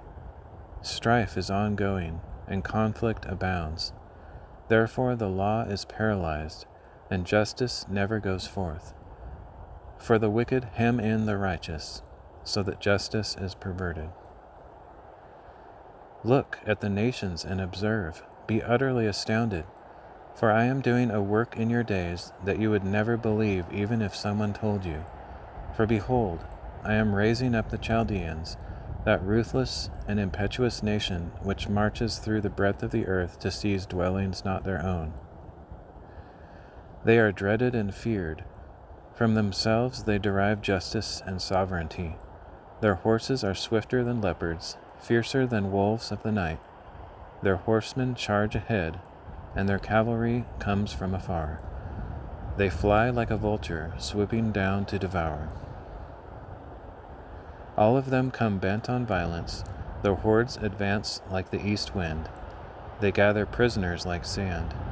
They scoff at kings and make rulers an object of scorn. They laugh at every fortress and build up siege ramps to seize it.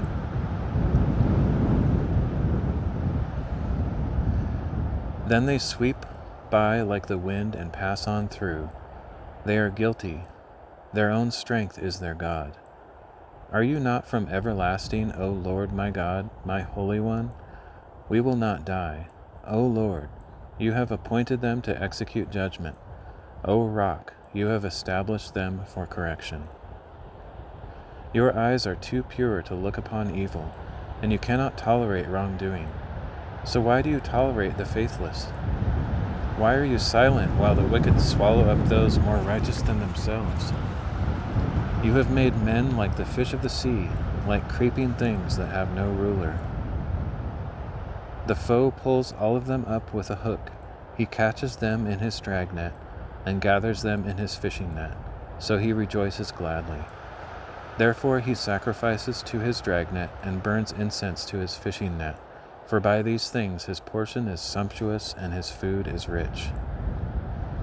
Will he therefore empty his net and continue to slay nations without mercy?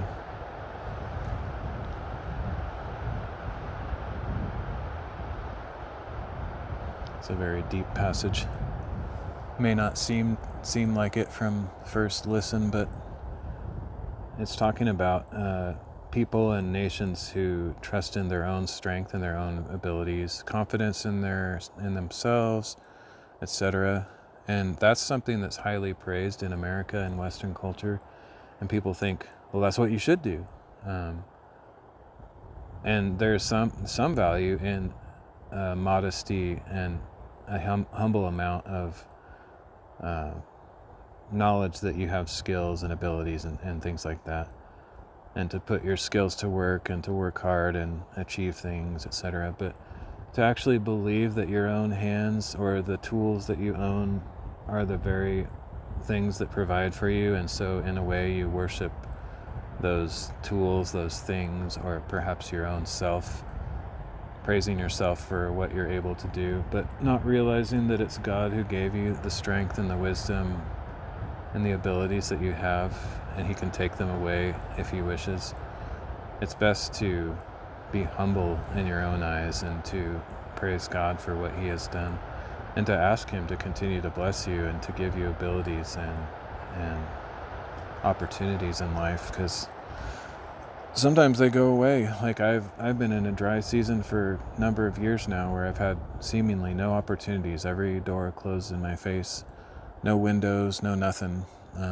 It's been a very silent, difficult period of time. And so out of all people, I know all too well that it's not my own strength, my own ingenuity, my own hard work that brings provision to me. I have to be willing to work, obviously, and I am. But when no opportunities come, it's very clear that all provision comes from the Lord. And I was thinking of that this morning as I was getting ready to go. The song came to my mind, every good and perfect gift comes from you, the Father of lights. And that's actually from Scripture. I don't know the passage, but and there's numerous passages that practically the whole Bible is about that we need God. And I've mentioned that before. You think you can get by on your own strength and provision and supply and riches and wealth and whatever else.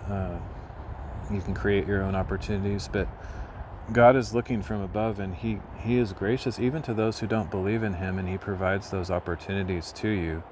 But he's seeking a response from you. He wants your worship. He wants your love. He wants a relationship with you. And if you never acknowledge him and never worship him for what he's given you, then he has every right to take it away or to redistribute it or do whatever he pleases. And that's usually the times when people ironically turn to him. They like, wait a minute, everything was going well. Now my whole earth is just destroyed and my whole life is a mess. Now I need to talk to God. But it's like if we would have talked to him during the times when things are going well, perhaps they would have continued to go well and we would have been continued to be blessed. But he has to get our attention somehow. And oftentimes it's through difficult times, unfortunately. So we're very stubborn creatures. Interestingly enough, though, that passage talked about wind, and literally the next second, you can probably even hear it in my microphone, it had wind, and then it also talked about the rock, and I'm sitting on the rock. I think God has fun with those little coincidences. I don't see them as coincidences. I don't try to read too much into them, but it's happened so many times on this reading plan where just that one day where I happen to be in a spot where those conditions are perfect, and it comes just at the very second that I read it. It's like, no way, there's no way that's a coincidence. Like, what are the chances of that happening? But anyway, I find it quite amusing, and it brings new color and dimension to the reading, just those little illustrative connections.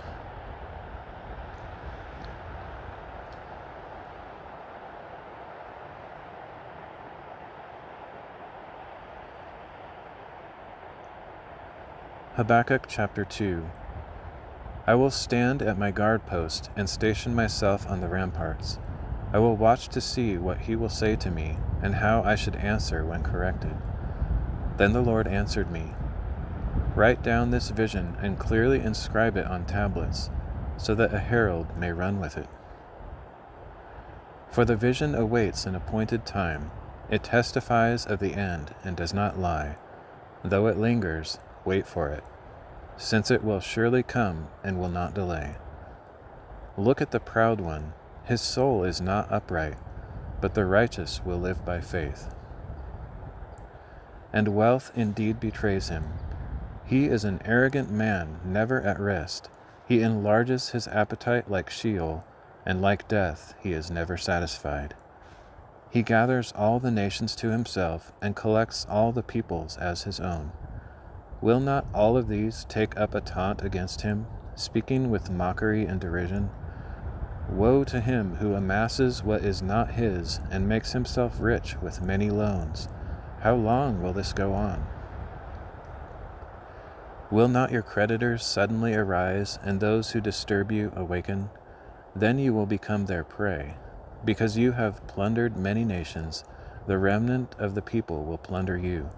Because of your bloodshed against man and your violence against the land, the city and all their dwellers.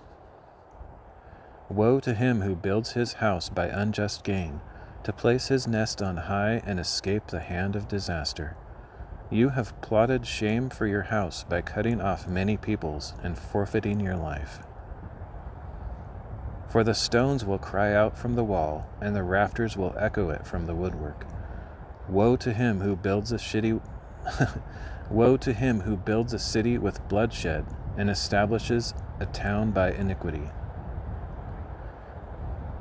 Is it not indeed from the Lord of hosts that the labor of the people only feeds the fire, and the nations weary themselves in vain? For the earth will be filled with the knowledge of the glory of the Lord, as the waters cover the sea. Woe to him who gives drink to his neighbors, pouring it from the wineskin until they are drunk, in order to gaze at their nakedness. You will be filled with shame instead of glory. You too must drink and expose your uncircumcision. The cup in the Lord's right hand will come around to you, and utter disgrace will cover your glory. For your violence against Lebanon will overwhelm you, and the destruction of animals will terrify you, because of your bloodshed against men and your violence against the land, the city, and all their dwellers. What use is an idol that a craftsman should carve it, or an image, a teacher of lies? For its maker trusts in his own creation. He makes idols that cannot speak. Woe to him who says to wood, awake, or to silent stone, arise. Can it give guidance? Behold, it is overlaid with gold and silver, yet there is no breath in it at all. But the Lord is in his holy temple. Let all the earth be silent before him.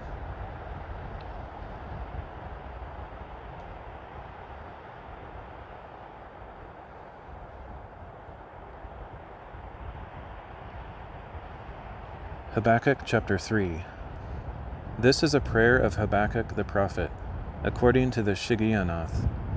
O Lord, I have heard the report of you. I stand in awe, O Lord, of your deeds. Revive them in these years. Make them known in these years. In your wrath, remember mercy.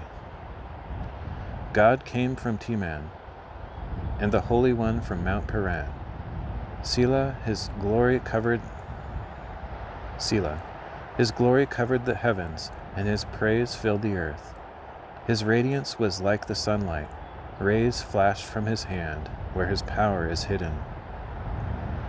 Plague went before Him, and fever followed in His steps. He stood and measured the earth. He looked and startled the nations. The ancient mountains crumbled. The perpetual hills collapsed. His ways are everlasting. I saw the tents of Cushan in distress. The curtains of Midian were trembling. Were you angry at the rivers, O Lord? Was your wrath against the streams? Did you rage against the sea when you rode on your horses, on your chariots of salvation? You brandished your bow. You called for many arrows. Selah. You split the earth with rivers. The mountains saw you and quaked. Torrents of water swept by.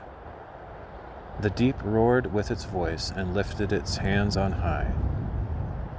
Sun and moon stood still in their places at the flash of your flying arrows, at the brightness of your shining spear.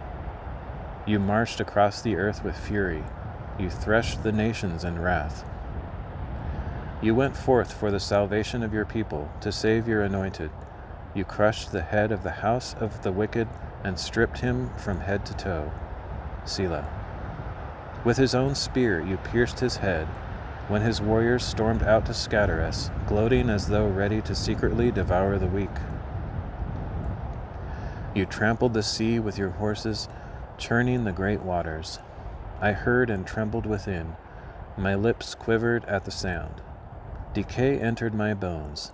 I trembled where I stood.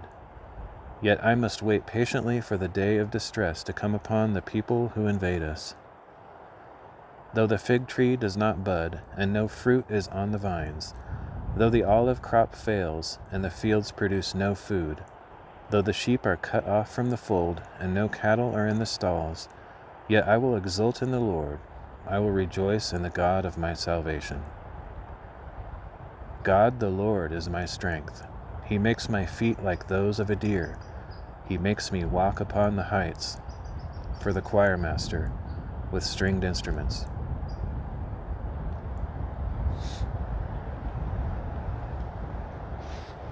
That's a good one. I like that last part. Like, even though everything's just going to crap, I will still praise the Lord. There's no food, there's no provision, nothing. I don't know what, something got in my eye. It's been like burning. Probably the wind is drying it out or something. All right, one more chapter for this reading.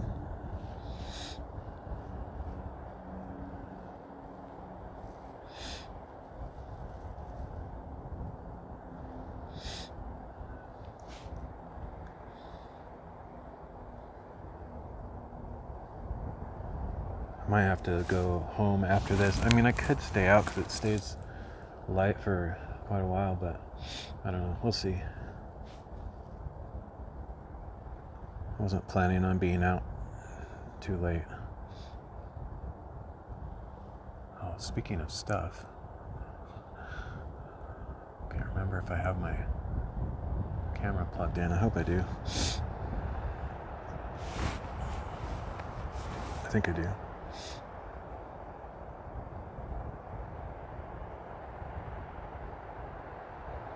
Hebrews chapter 9. Now the first covenant had regulations for worship and also an earthly sanctuary. A tabernacle was prepared. In its first room were the lampstand, the table, and the consecrated bread. This was called the holy place. Behind the second curtain was a room called the most holy place, containing the golden altar of incense and the gold-covered ark of the covenant. Inside the ark were the gold jar of manna, Aaron's staff that had budded, and the stone tablets of the covenant. Above the ark were the cherubim of glory, overshadowing the mercy seat. But we cannot discuss these things in detail now. When everything had been prepared in this way, the priests entered regularly into the first room to perform their sacred duties. But only the high priest entered the second room, and then only once a year, and never without blood, which he offered for himself and for the sins the people had committed in ignorance. By this arrangement, the Holy Spirit was showing that the way into the most holy place had not yet been disclosed as long as the first tabernacle was still standing. It is an illustration for the present time, because the gifts and sacrifices being offered were unable to cleanse the conscience of the worshiper. They consist only in food and drink and special washings, external regulations imposed until the time of reform. But when Christ came as high priest of the good things that have come, he went through the greater and more perfect tabernacle that is not made by hands and is not a part of this creation.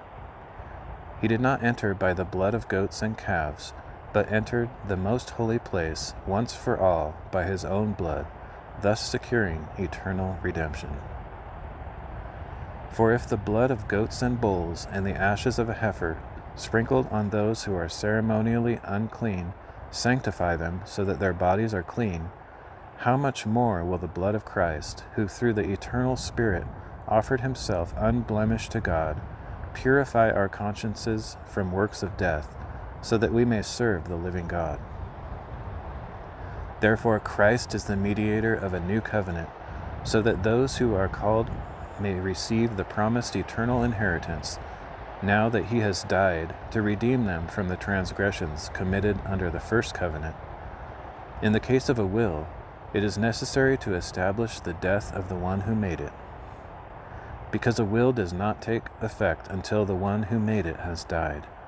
It cannot be executed while he is still alive.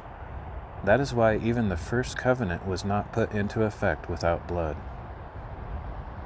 For when Moses had proclaimed every commandment of the law to all the people, he took the blood of calves and goats, along with water, scarlet wool, and hyssop, and sprinkled the scroll and all the people, saying, "This is the blood of the covenant, which God has commanded you to keep." In the same way, he sprinkled with blood the tabernacle and all the vessels used in worship. According to the law, in fact, nearly everything must be purified with blood, and without the shedding of blood there is no forgiveness. So it was necessary for the copies of the heavenly things to be purified with these sacrifices, but the heavenly things themselves with better sacrifices than these. For Christ did not enter a man-made copy of the true sanctuary, but he entered heaven itself, now to appear on our behalf in the presence of God. Nor did he enter heaven to offer himself again and again, as the high priest enters the most holy place every year with blood that is not his own. Otherwise, Christ would have had to suffer repeatedly since the foundation of the world. But now he has appeared once for all at the end of the ages to do away with sin by the sacrifice of himself. Just as man is appointed to die once, and after that to face judgment, so also Christ was offered once to bear the sins of many, and he will appear a second time, not to bear sin, but to bring salvation to those who eagerly await him.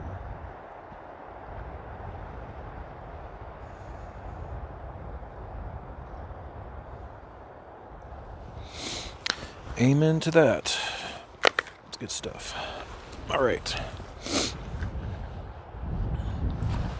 I'm going to check out that rocky area I passed on my way up here just to see if it's maybe a place I want to do a third reading. Otherwise, I'll pack up and head back down.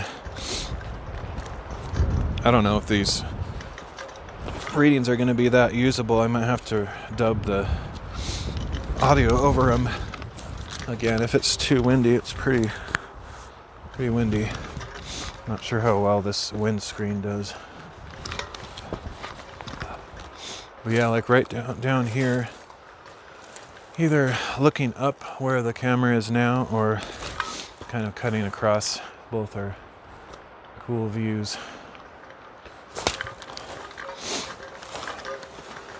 One reason I consider staying out later in times like this is If I stay out long enough, I might get to see a really cool sunset or something, but we'll just play it by ear. That's a couple hours away, so not sure if I'll stay out that long.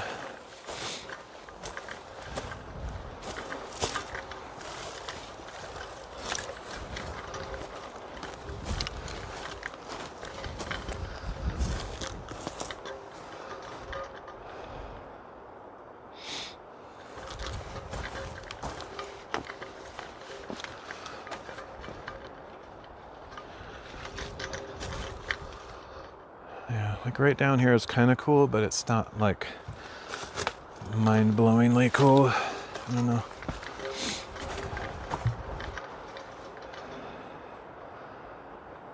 Yeah, I think I'll probably skip it. Just it's okay, but yeah. I've done a couple up here already, and that's probably good enough. Oh shoot, I forgot to mark that spot. I'll do it on my way down if I remember. Hopefully I remember. This is gonna suck to process my GPS track in a very different way. I'm not sure I'll remember unless I go home and do it tonight or something. Okay, I gotta blow my nose. Pardon the noise.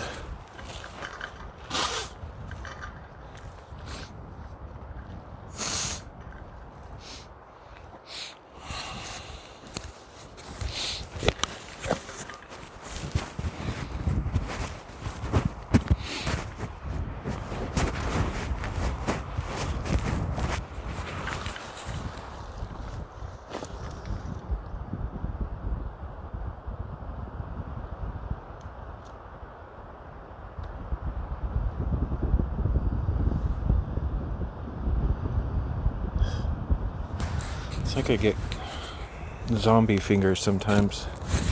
I push the screen a million times, it doesn't register.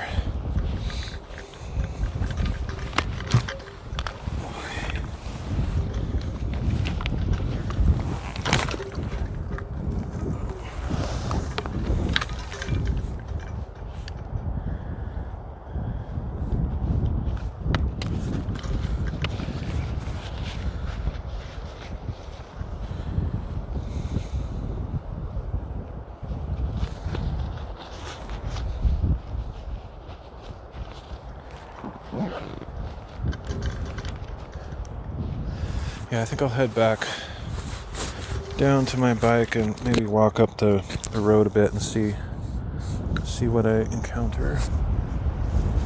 Might be something interesting up the way a bit. I think there might be a slight view out of the landscape just up the road, in which case might stop and do something there if it's cool.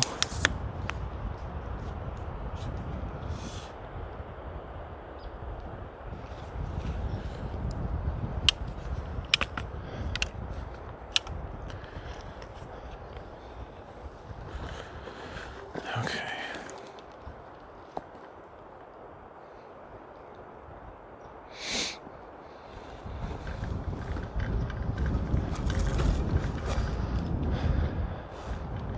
Didn't actually test all the platforms, so there's a chance somebody's in chat on some platform and it's just not pulling through to my side.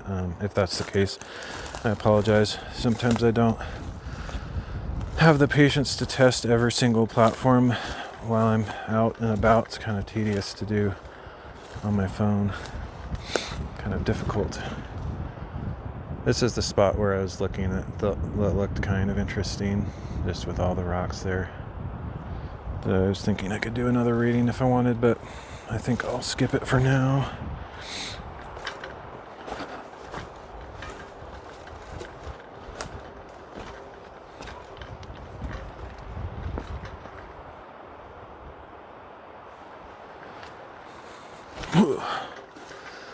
Need to mark that spot where I just read, though, before I head out.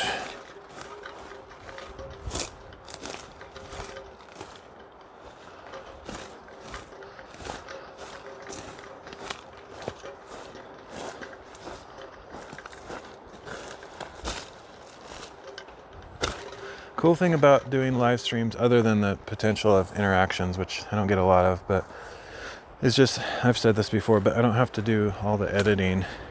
It's already on my channel. I don't have to like add the verses on top of the screen later. All that extra work, which is really nice. And then even looking back, this is where I had the camera just a few minutes ago, up on top of there, right about there. Even just looking up that way is kind of interesting. A wide angle of all these rocks would make a nice shot, but that's all right. I can always come back here again if I remember about it. There's other angles I could get.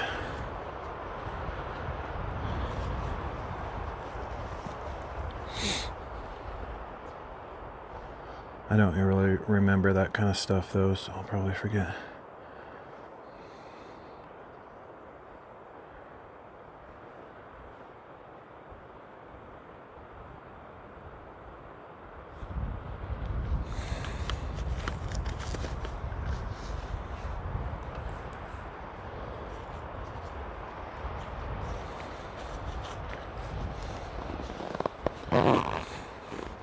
Some of the platforms, I don't even know if they work right now because I haven't played with my settings for quite a while, and I haven't like tested everything thoroughly.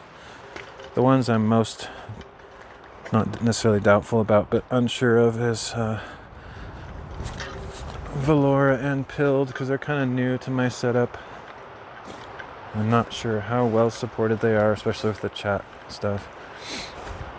So I don't know, could be somebody on one of those platforms saying something and I might not see it, which would suck, but sometimes just the way it goes with streaming tech. I don't understand why everything changes constantly, but it's primarily because the developers of the websites are constantly fiddling with things and changing and improving, and that affects all the third-party tools that you use to compile chat and everything. And so when you're trying to support a big number of sites like that, it can all break apart pretty quick. Okay, let's get my bike up in order. Oh shoot, oh never mind, I thought the chain came off, but it looks fine. My goofy little camouflage thing. I thought it was bigger than that. It's so lame. It's not even really doing anything for me. I didn't go far enough away from my bike to be worried about it, but I wasn't sure how far those boulders were gonna go, and I wanted to explore them.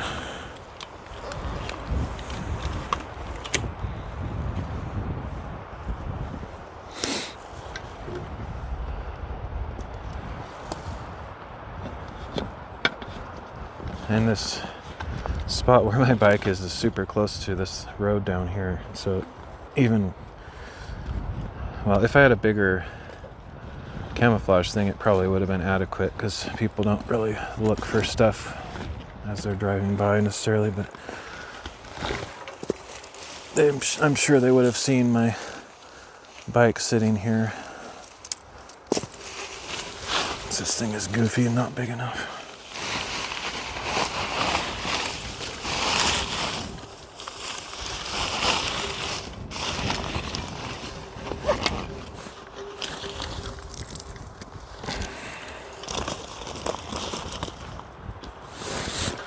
Alright, since I think I'm just gonna go down this road just a short distance over there somewhere. I think there might be a opening in the trees, might get a view, so I'm not gonna fully pack up because I might just have to pull it back out when I get there.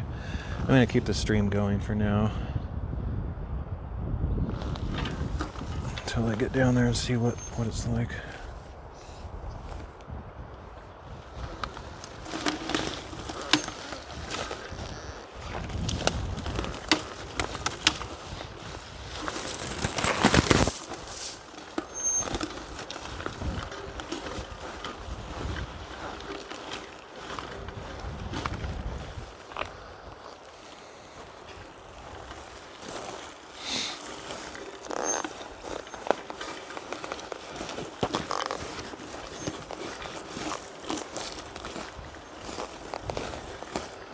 Actually kind of surprised nobody's come up here since I've been here. Like, I don't know exactly how long I've been here, but it is a place where people can drive up and stuff. So this is all really cool looking over here, but it's going to be hard to find a spot where I'm not going to get a massive glare in the lens.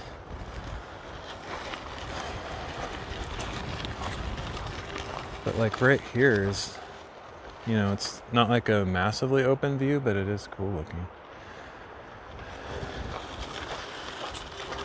Let me see if I can get anything a little bit better. Maybe right here. Unfortunately, I need to get the camera enough off the road that if somebody did drive by, they wouldn't blast into my tripod or whatever. Not that they would do that on purpose, but it's just nice not to get it in the way.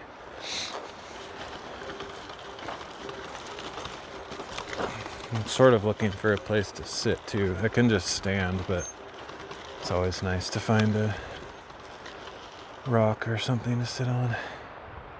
I think I'm just gonna have to stand. I kind of like those 3 trees there.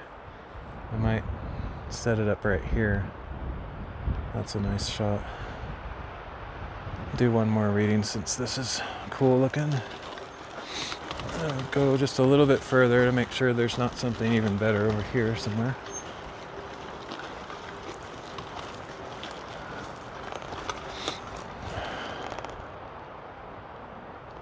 I think that spot with the angled trees is pretty nice.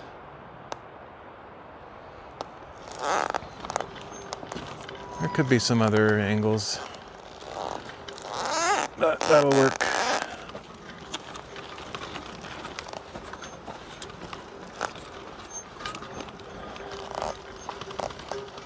Figure out where to put my bike.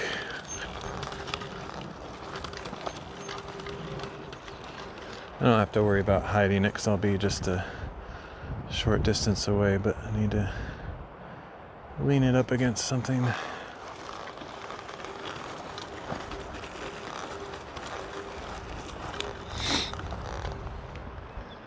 Maybe just one of these trees on the other side.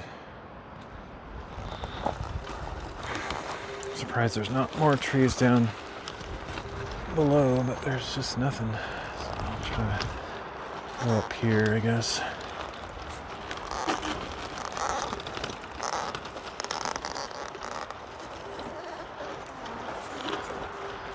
Looks like somebody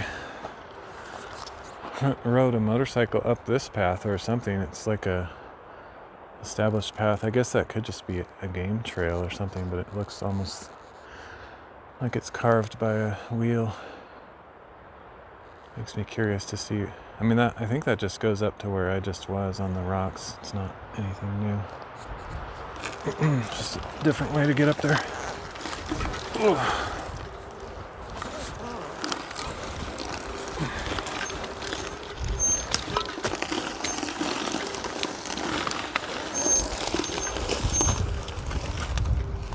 Okay, I don't think I need anything else from the bag.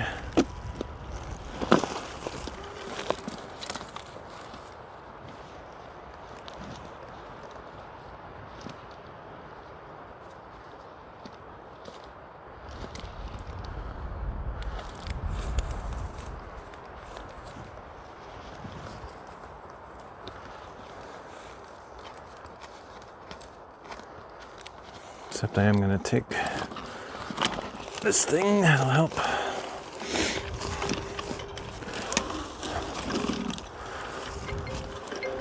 Oops.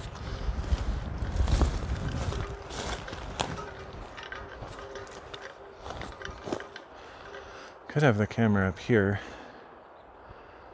on the other side of the street, but I think it looked better not having, or I think it would look better not having the street in there. So let's come over here. Something like right here. Let's check the wide angle. Yeah, that looks good. Good enough for me.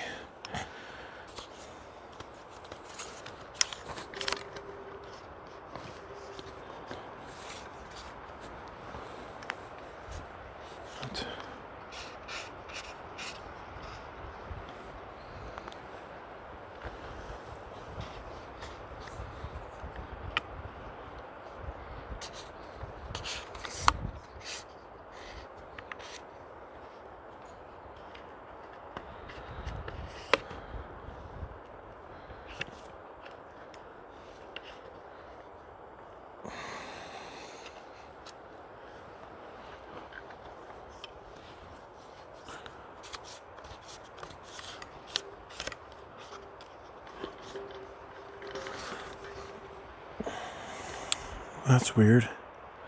I just had something I grabbed. I don't know where I put it. That's weird. Oh, it's under my arm. Okay. I was like, what?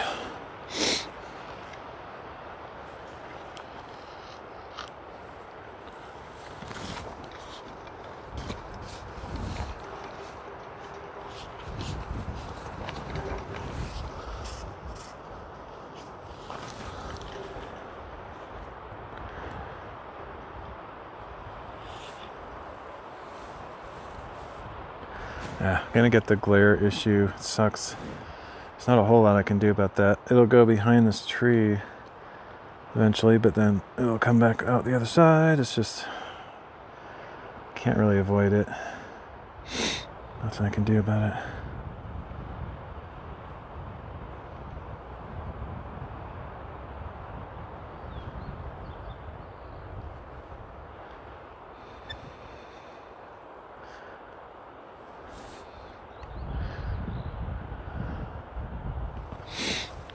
Yeah, it'll be that way. It's nothing I can do. I was thinking I could, the thing I grabbed is this little phone clamp thing. I was thinking I could use that, but maybe I don't need it. I have it on my gimbal right now, which is it's fine.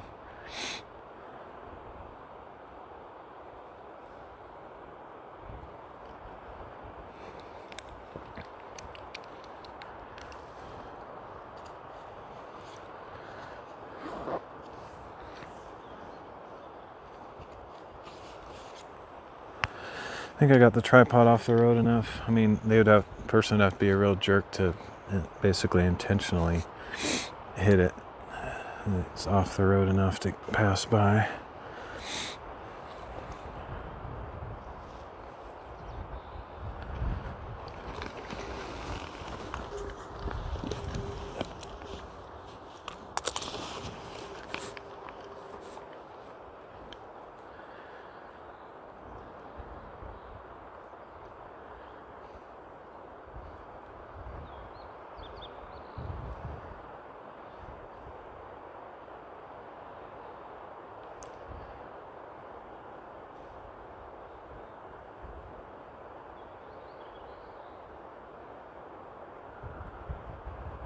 Okay, I'm gonna try to get down, like stand in front of that tree or thereabouts. Should be in the picture good enough there. Hopefully my microphone doesn't run out of battery. I think it lasts like quite a number of hours normally, but there's been a few times when it seems to die faster than it should. Let's see, there's a lot of bushes to get through, but we'll just go through them.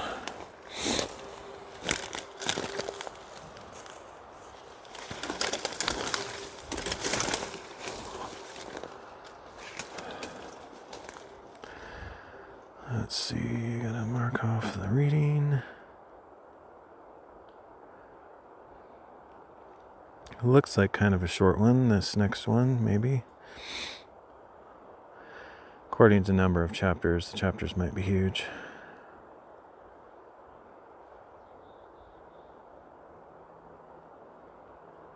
Nope, it's a pretty short reading. Okay. This is where I could definitely get ticks tromping through this thick bushes and stuff.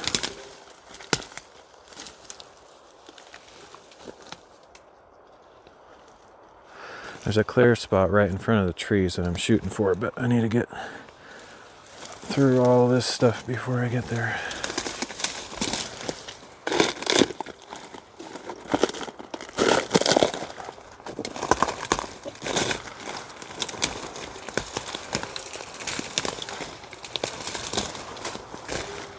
Okay.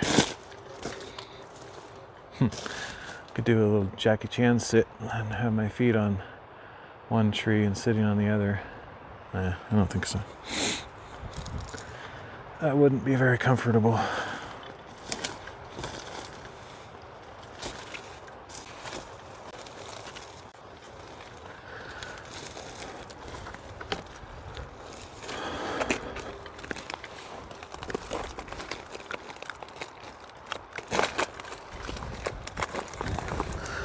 This is kind of what I'm talking about, though. Ooh. Like that. But no, that would hurt my back. Ugh. If I had some pillows or something.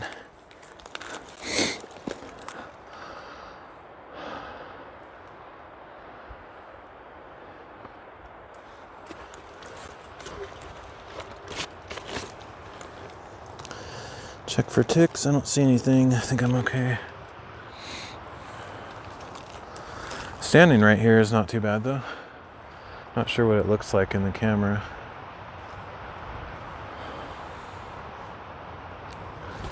I kind of lean on this tree, which is nice.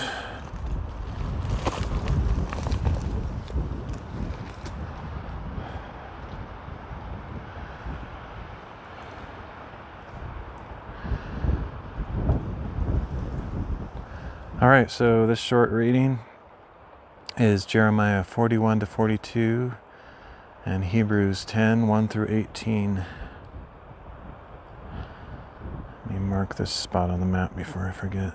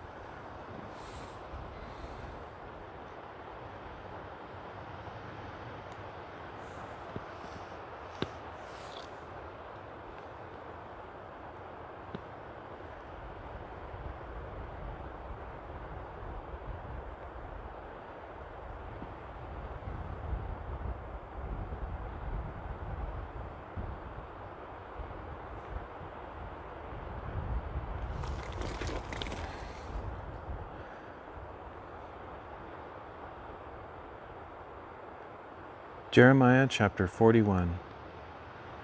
In the 7th month, Ishmael, son of Nethaniah, the son of Elishama, who was a member of the royal family, and one of the king's chief officers, came with 10 men to Gedaliah, son of Ahikam, at Mizpah. And they ate a meal together there. Then Ishmael, son of Nethaniah, and the 10 men who were with him, got up and struck down Gedaliah, son of Ahikam, the son of Shaphan, with the sword, killing the one whom the king of Babylon had appointed to govern the land. Ishmael also killed all the Jews who were with Gedaliah at Mizpah, as well as the Chaldean soldiers who were there. On the 2nd day after the murder of Gedaliah, when no one yet knew about it, 80 men who had shaved off their beards, torn their garments, and cut themselves came from Shechem, Shiloh, and Samaria, carrying grain offerings and frankincense for the house of the Lord. And Ishmael, son of Nethaniah, went out from Mizpah to meet them, weeping as he went. When Ishmael encountered the men, he said, "Come to Gedaliah, son of Ahikam." And when they came into the city, Ishmael, son of Nethaniah, and the men with him slaughtered them and threw them into a cistern. But 10 of the men among them said to Ishmael, "Do not kill us, for we have hidden treasure in the field, wheat, barley, oil, and honey." So he refrained from killing them with the others. Now the cistern into which Ishmael had thrown all the bodies of the men he had struck down, along with Gedaliah, was a large one that King Asa had made for fear of Baasha, king of Israel. Ishmael, son of Nethaniah, filled it with the slain. Then Ishmael took captive all the remnant of the people of Mizpah, the daughters of the king, along with all the others who reigned in Mizpah, over whom Nebuzaradan, captain of the guard, had appointed Gedaliah, son of Ahikam. Ishmael, son of Nethaniah, took them captive and set off to cross over to the Ammonites. When Johanan, son of Kareah, and all the commanders of the armies with him heard of all the crimes that Ishmael, son of Nethaniah, had committed, they took all their men and went to fight Ishmael, son of Nethaniah, and they found him near the great pool in Gibeon. When all the people with Ishmael saw Johanan son of Kareah and all the commanders of the army with him, they rejoiced. And all the people whom Ishmael had taken captive at Mizpah turned and went over to Johanan son of Kareah. But Ishmael son of Nethaniah and 8 of his men escaped from Johanan and went to the Ammonites. Then Johanan son of Kareah and all the commanders of the armies with him took the whole remnant of the people from Mizpah, whom he had recovered from Ishmael son of Nethaniah, after Ishmael had killed Gedaliah son of Ahikam. The soldiers, women, children, and court officials he had brought back from Gibeon. And they went and stayed in Gerith Chimham near Bethlehem, in order to proceed into Egypt, to escape the Chaldeans. For they were afraid of the Chaldeans, because Ishmael son of Nethaniah had struck down Gedaliah son of Ahikam, whom the king of Babylon had appointed over the land.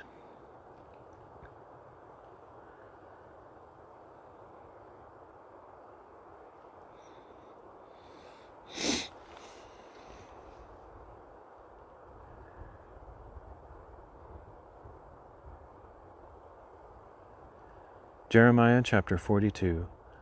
Then all the commanders of the forces, along with Johanan son of Kareah, Jezaniah son of Hoshaiah, and all the people from the least to the greatest, approached Jeremiah the prophet and said, May our petition come before you. Pray to the Lord your God on behalf of this entire remnant, for few of us remain of the many, as you can see with your own eyes. Pray that the Lord your God will tell us the way we should walk and the thing we should do. I have heard you, replied Jeremiah the prophet. I will surely pray to the Lord your God as you request, and I will tell you everything that the Lord answers. I will not withhold a word from you. Then they said to Jeremiah, May the Lord be a true and faithful witness against us, if we do not act upon every word that the Lord your God sends you to tell us. Whether it is pleasant or unpleasant, we will obey the voice of the Lord our God, to whom we are sending you, so that it may go well with us, for we will obey the voice of the Lord our God. After 10 days the word of the Lord came to Jeremiah, and he summoned Johanan son of Kareah, all the commanders of the forces who were with him, and all the people from the least to the greatest.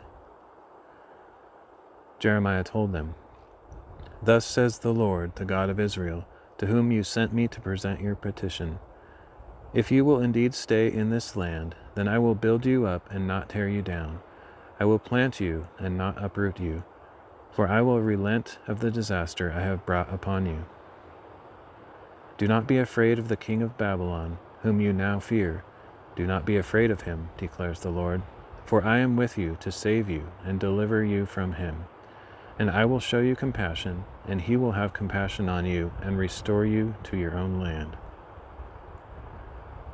But if you say, We will not stay in this land, and you thus disobey the voice of the Lord your God, and if you say, No, but we will go to the land of Egypt and live there, where we will not see war or hear the sound of the ram's horn or hunger for bread, then hear the word of the Lord, O remnant of Judah. This is what the Lord of hosts, the God of Israel, says. If you are determined to go to Egypt and reside there, then the sword you fear will overtake you there, and the famine you dread will follow on your heels into Egypt, and you will die there. So all who resolve to go to Egypt to reside there will die by sword and famine and plague. Not one of them will survive or escape the disaster I will bring upon them. For this is what the Lord of hosts, the God of Israel, says. Just as my anger and wrath were poured out on the residents of Jerusalem, so will my wrath be poured out on you if you go to Egypt. You will become an object of cursing and horror, of vilification and disgrace, and you will never see this place again. The Lord has told you, O remnant of Judah, do not go to Egypt. Know for sure that I have warned you today. For you have deceived yourselves by sending me to the Lord your God, saying, Pray to the Lord our God on our behalf, and as for all that the Lord our God says, tell it to us and we will do it. For I have told you today, but you have not obeyed the voice of the Lord your God in all he has sent me to tell you. Now therefore know for sure that by sword and famine and plague you will die in the place where you desire to go to reside.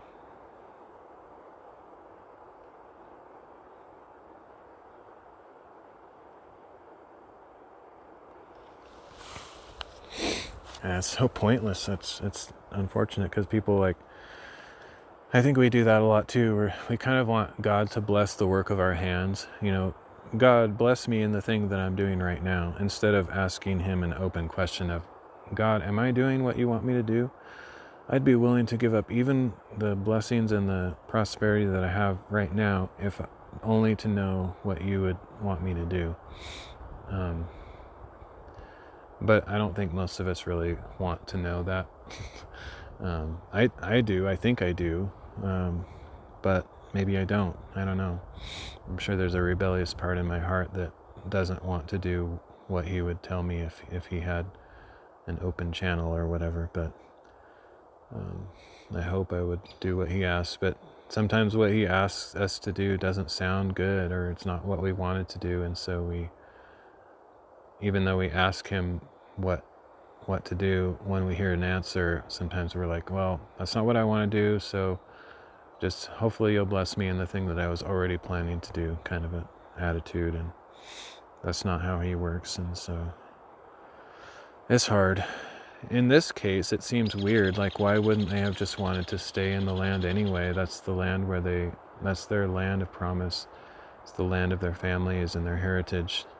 And Jeremiah is basically giving them an easy answer. It's you don't even have to leave. If you stay here, things will go well for you. And yet they so trust they're afraid of the king of Babylon. He's too powerful. Not even God can handle him. That's what they're thinking. And so they want to go to Egypt, where they think they'll be safe, distant from all these troubles. But God doesn't appreciate being called too weak. You can't handle the king of Babylon. He can handle everybody.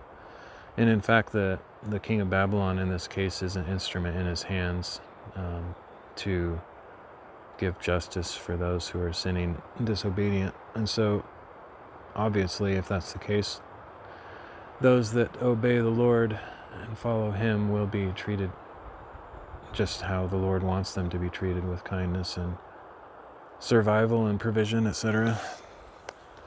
But they don't believe it. Take things into their own hands. All right, one more partial chapter and then we're done.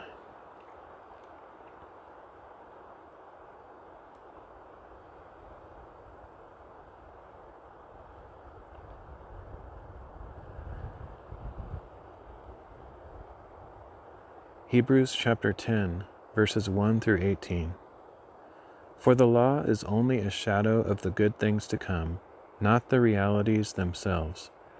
It can never, by the same sacrifices offered year after year, make perfect those who draw near to worship. If it could, would not the offerings have ceased? For the worshippers would have been cleansed once for all, and would no longer have felt the guilt of their sins. Instead, those sacrifices are an annual reminder of sins, because it is impossible for the blood of bulls and goats to take away sins.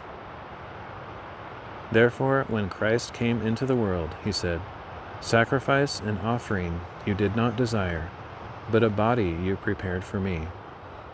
In burnt offerings and sin offerings you took no delight." Then I said, "Here I am. It is written about me in the scroll. I have come to do your will, O God." In the passage above, he says, "Sacrifices and offerings, burnt offerings and sin offerings, you did not desire, nor did you delight in them, although they are offered according to the law." Then he adds, "Here I am come to do your will." I have come to do your will. He takes away the first to establish the second. And by that will, we have been sanctified through the sacrifice of the body of Jesus Christ once for all. Day after day, every priest stands to minister and to offer again and again the same sacrifices, which can never take away sins. But when this priest had offered for all time one sacrifice for sins, he sat down at the right hand of God. Since that time, he waits for his enemies to be made a footstool for his feet, because by a single offering he has made perfect for all time those who are being sanctified. The Holy Spirit also testifies to us about this. First he says, "This is the covenant I will make with them after those days, declares the Lord. I will put my laws in their hearts and inscribe them on their minds." Then he adds, "Their sins and lawless acts I will remember no more. And where these have been forgiven, an offering for sin is no longer needed."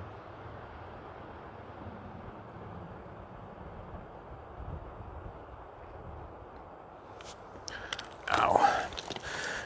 Any position that I stand too long, it starts hurting. Stretching, I was like doing a stretch that whole time. All right. That's it for this one. Let's see. Curious what the next reading is. It's kind of a normal length, 4 chapters or so. I think I'm gonna keep walking or riding up this road a little bit to the top because I'm near the top of this mountain anyway, or whatever. And there's a slight chance I might see one final place to do a reading at the top or somewhere near it. Otherwise, I think I might try to keep the stream going as long as all my batteries and stuff work until I get to the top.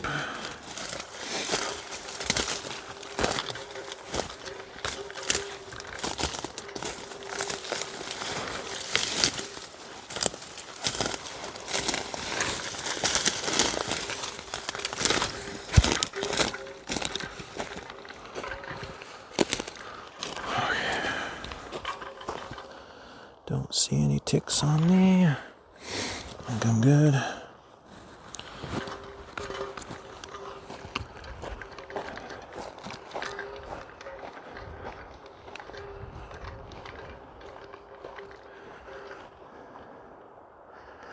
Hopefully that's good. Looks like the sun is behind the... Oh, did I mark that spot? I think I did. Let me check. Looks like the sun is behind the tree now, though, so that's good. I think I marked it.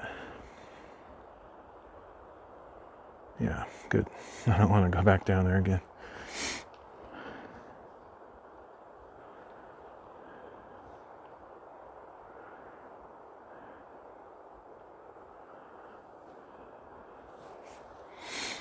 Okay, there you go. Grab my bike and then I'll walk it up the road to the top. I'm just going to go to the top for sake of going to the top. I don't know if there'll actually be anything interesting up there.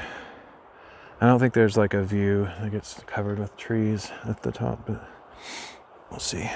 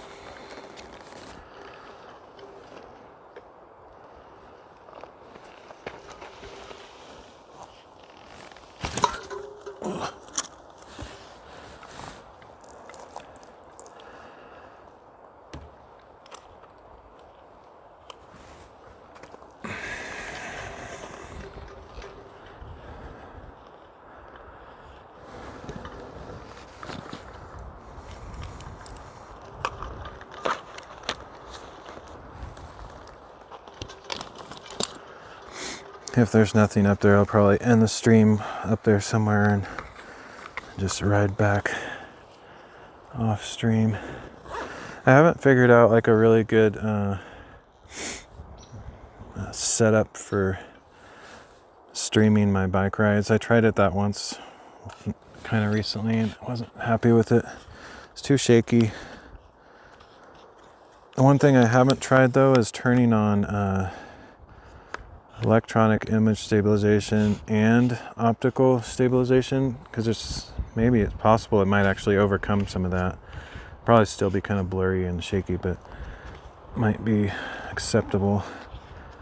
But then I also need to get a slightly better mount, or at least reinforce the mount I have on my bike, because it can jiggle around too much, and my phone almost fell out of it that last time. So need to get that figured out. So until I get that kind of stuff improved, I'm probably not going to do any bike riding, like streams while I'm riding, actually moving down the street, whatever. It's just too shaky. It works though, I'm just not happy with how it looks. It just looks dumb. The other thing I haven't tried is putting my gimbal on the bike, but I'm kind of nervous to do that. I think the magnet part of the mount that hooks to the phone might shake loose and fall off, and that would be a disaster, so I don't think that's a good idea.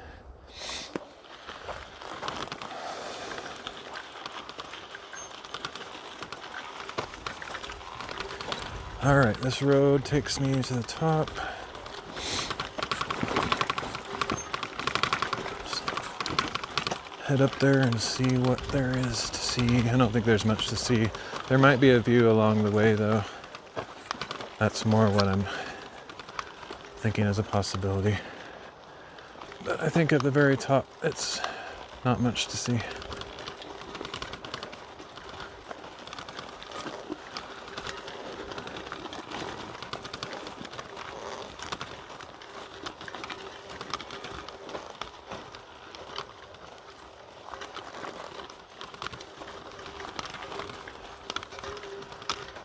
It's possible the signal might cut out too, because I'm going to be going around the side of the mountain, which might obscure whatever cell tower I'm connected to. We'll just see how it goes.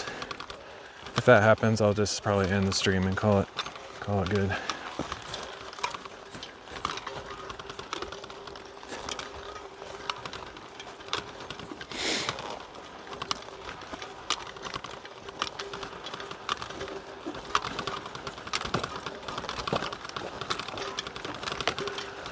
Got 3 readings in though, that's pretty cool.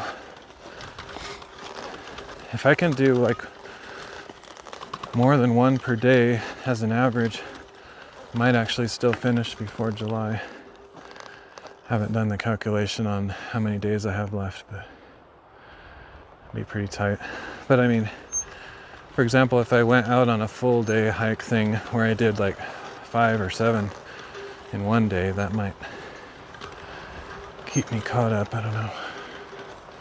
I can't really go out every day and do multiple readings.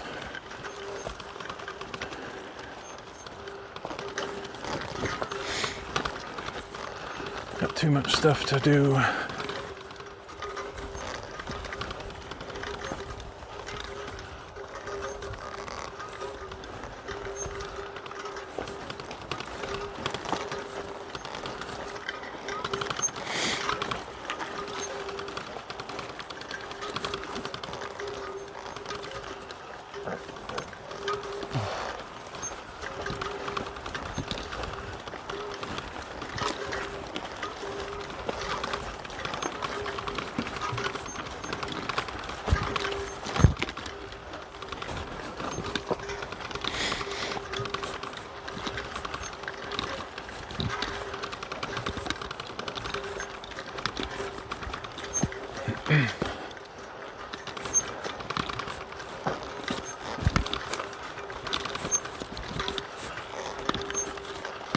It's a good workout for my arm to hold this huge tripod.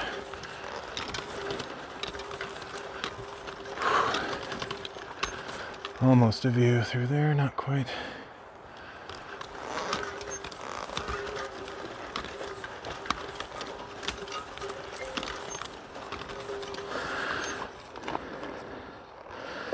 Keep pushing my smart button accidentally. I'm kind of glad it's not working because then I have a bunch of false markers.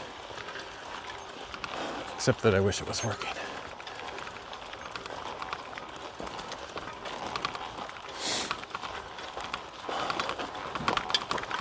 Hopefully I can figure that out. It was kind of a pretty technical thing to get it set up in the first place. I messed it up today.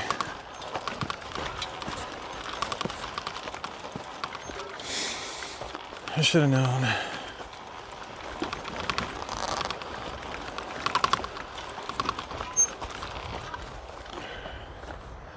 Should have known better.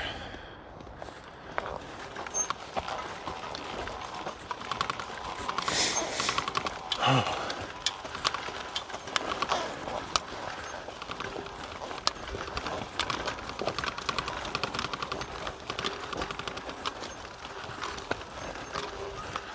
Man, how far is this? Another almost view. Not quite. Too many trees. I guess I can use both hands. I was trying to steer this bike with one hand. It's kind of difficult. Kind of prop the tripod on the handlebar. Helps.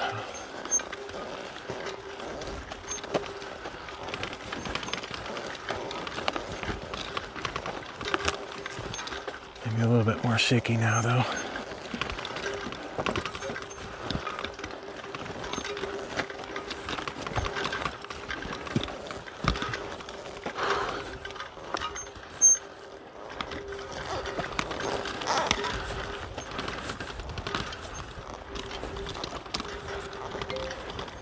Just pushed it again? It's crazy.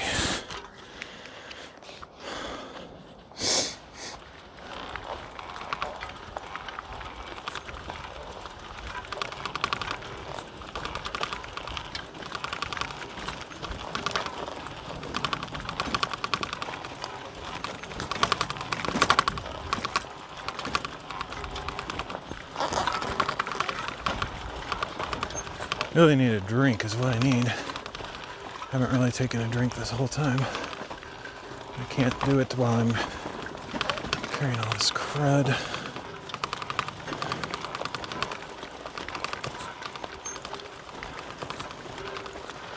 Okay, it's getting flat. I think I'm getting close to the top. I think there might be a couple boulders around the edge of this flat area. Possibly. I don't think today is the day to explore them though. And they might not even be boulders, they might just be slight high points. If I was a little bit more confident, I could ride while carrying this, but these roads are so dusty, dirty, sandy, whatever, that on the handlebars. Okay, the signal is degrading, Dunedain. Not that it's anything interesting.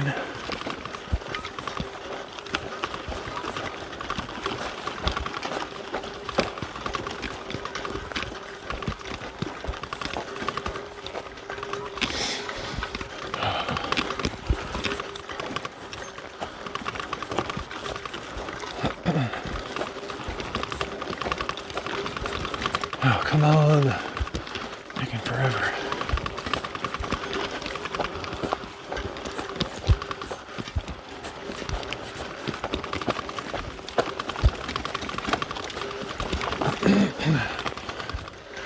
Signal might come back a little bit here at the top, I don't know.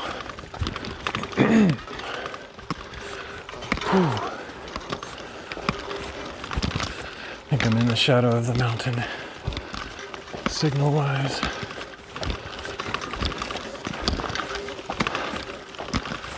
Almost there. I can see the top.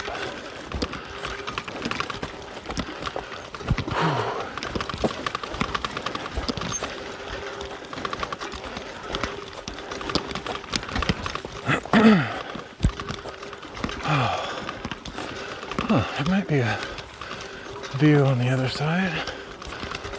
Looks like there's not too many trees over there.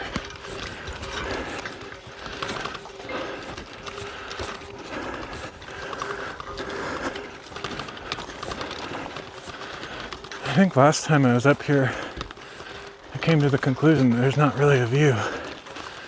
Maybe I'm misremembering.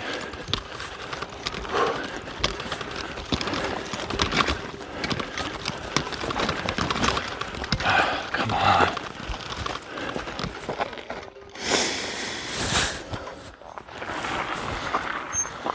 Oh, whoops.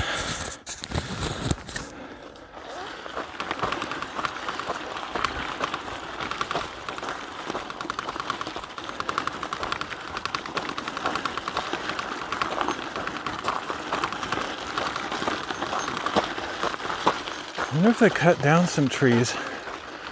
I thought it was covered with trees.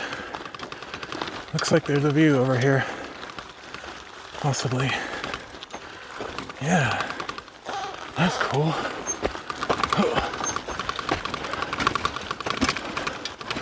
I think this is new. I don't think this used to be here. They either cut down some trees or, I don't know, my memory must suck. Wow. Whew. That was hard.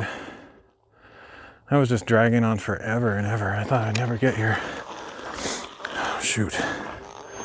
Just pulled the charging cable out accidentally. Oh, shoot. Oh man, that was hard. It's one of those eternal trips.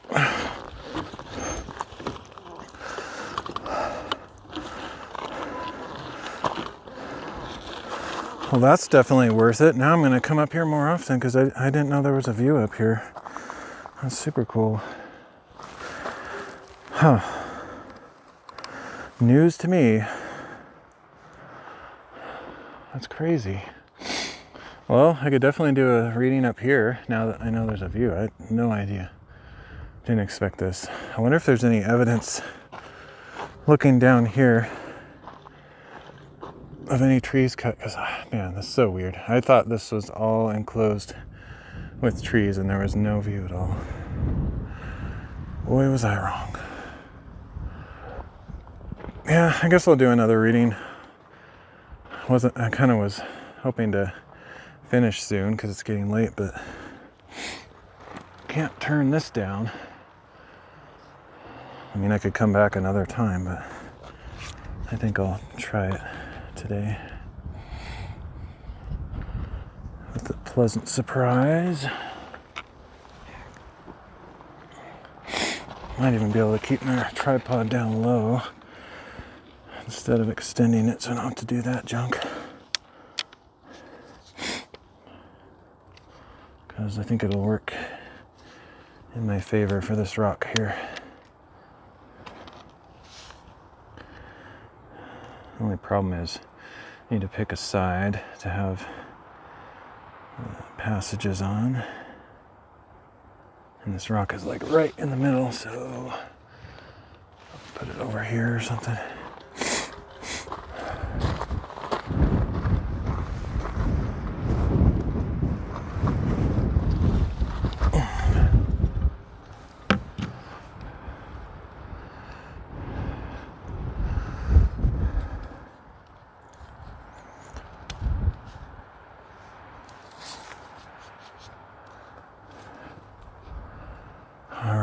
Like, that looks pretty good. It's starting to get windy. I might need to put my jacket on.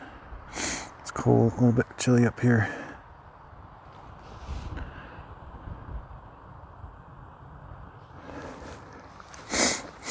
Oh.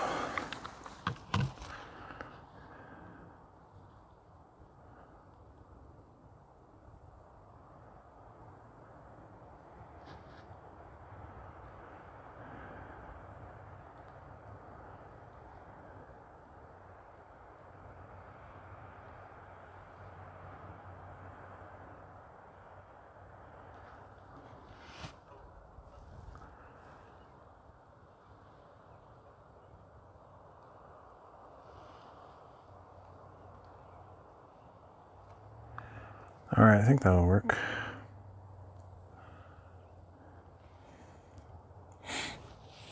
Oh, this is amazing.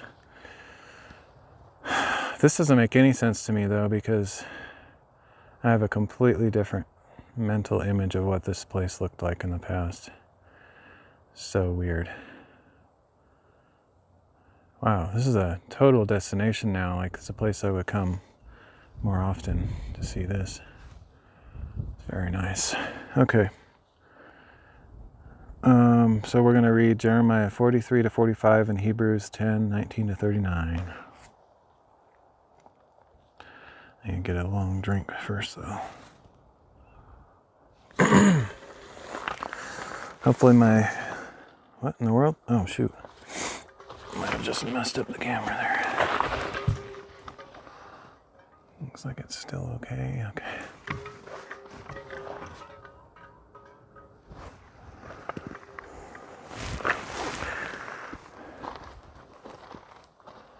Oh, this is awesome. I'm surprised there's nobody else up here. This is weird. This is blowing my mind just because what I'm picturing this looking like has nothing to do with what I'm seeing. So weird. I must be thinking of a different mountain, I guess. I'll have to check my notes. Maybe I made some notes from... I haven't been to this mountain in some years, I think, because I think I just mentally blocked it out as like, it's not that cool. And so I stopped trying to come here. I think I've maybe only been here one time, maybe 2 times, but I don't remember this at all. This is crazy. I don't get it. If I knew it was like this, I'd come here fairly often. Oops.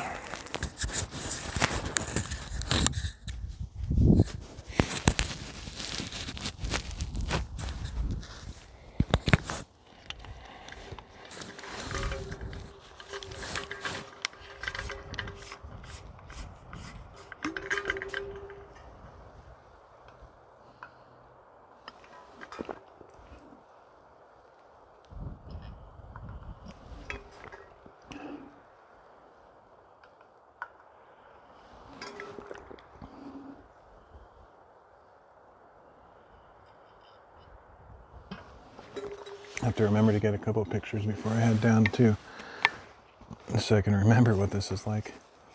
I mean, the stream will record that, but I might not make the mental connection of the stream to this place later. I don't know.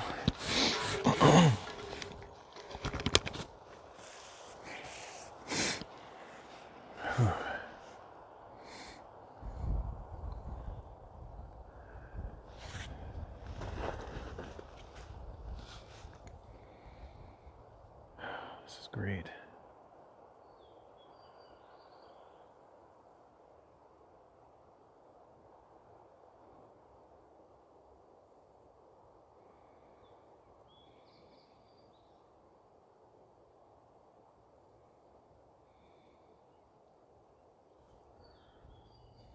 What a spot. What a nice way to end the stream too. The signal, like the signal broke out while I was coming up here, broke up. But then as soon as I got up to the top, it cleared up again. It's really strong again. It's great. There'll be a cruddy spot on the VOD as I was coming up here, but that's okay. A little bit windy, otherwise it's just perfect. And that's seasonal. It's just what it happens to be like today. You know, another day have different weather circumstances. It's not that windy anyway.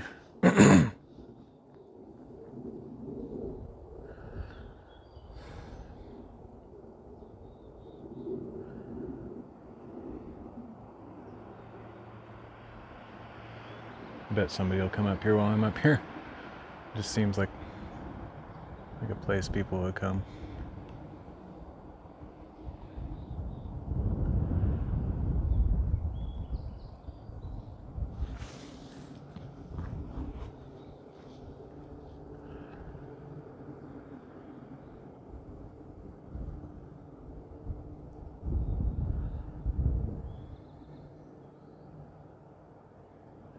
Jeremiah chapter 43. When Jeremiah had finished telling all the people all the words of the Lord their God, everything that the Lord had sent him to say, Azariah son of Hoshea, Johanan son of Kareah, and all the arrogant men said to Jeremiah, You are lying. The Lord our God has not sent you to say, You must not go to Egypt to reside there. Rather, Baruch son of Neriah is inciting you against us, to deliver us into the hands of the Chaldeans, so that they may put us to death or exile us to Babylon. So Johanan son of Kareah and all the commanders of the forces disobeyed the command of the Lord to stay in the land of Judah. Instead, Johanan son of Kareah and all the commanders of the forces took the whole remnant of Judah, those who had returned to the land of Judah from all the nations to which they had been scattered, the men, the women, the children, the king's daughters, and everyone who Nebuzaradan, captain of the guard, had allowed to remain with Gedaliah son of Ahikam, the son of Shaphan, as well as Jeremiah the prophet and Baruch son of Neriah. So they entered the land of Egypt, because they did not obey the voice of the Lord, and they went as far as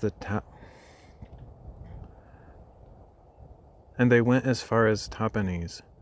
Then the word of the Lord came to Jeremiah at Tahpanhes. In the sight of the Jews, pick up some large stones and bury them in the clay of the brick pavement at the entrance to Pharaoh's palace at Tahpanhes. Then tell them that this is what the Lord of hosts, the God of Israel, says. I will send for my servant Nebuchadnezzar, king of Babylon, and I will set his throne over these stones that I have embedded, and he will spread his royal pavilion over them. He will come and strike down the land of Egypt, bringing death to those destined for death, captivity for those destined for captivity, and the sword to those destined for the sword.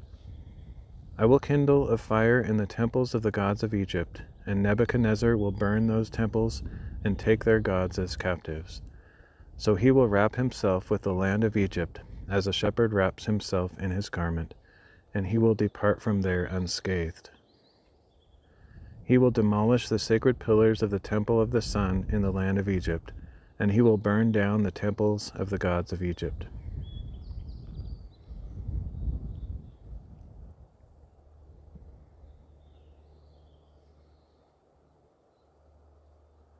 Jeremiah chapter 44.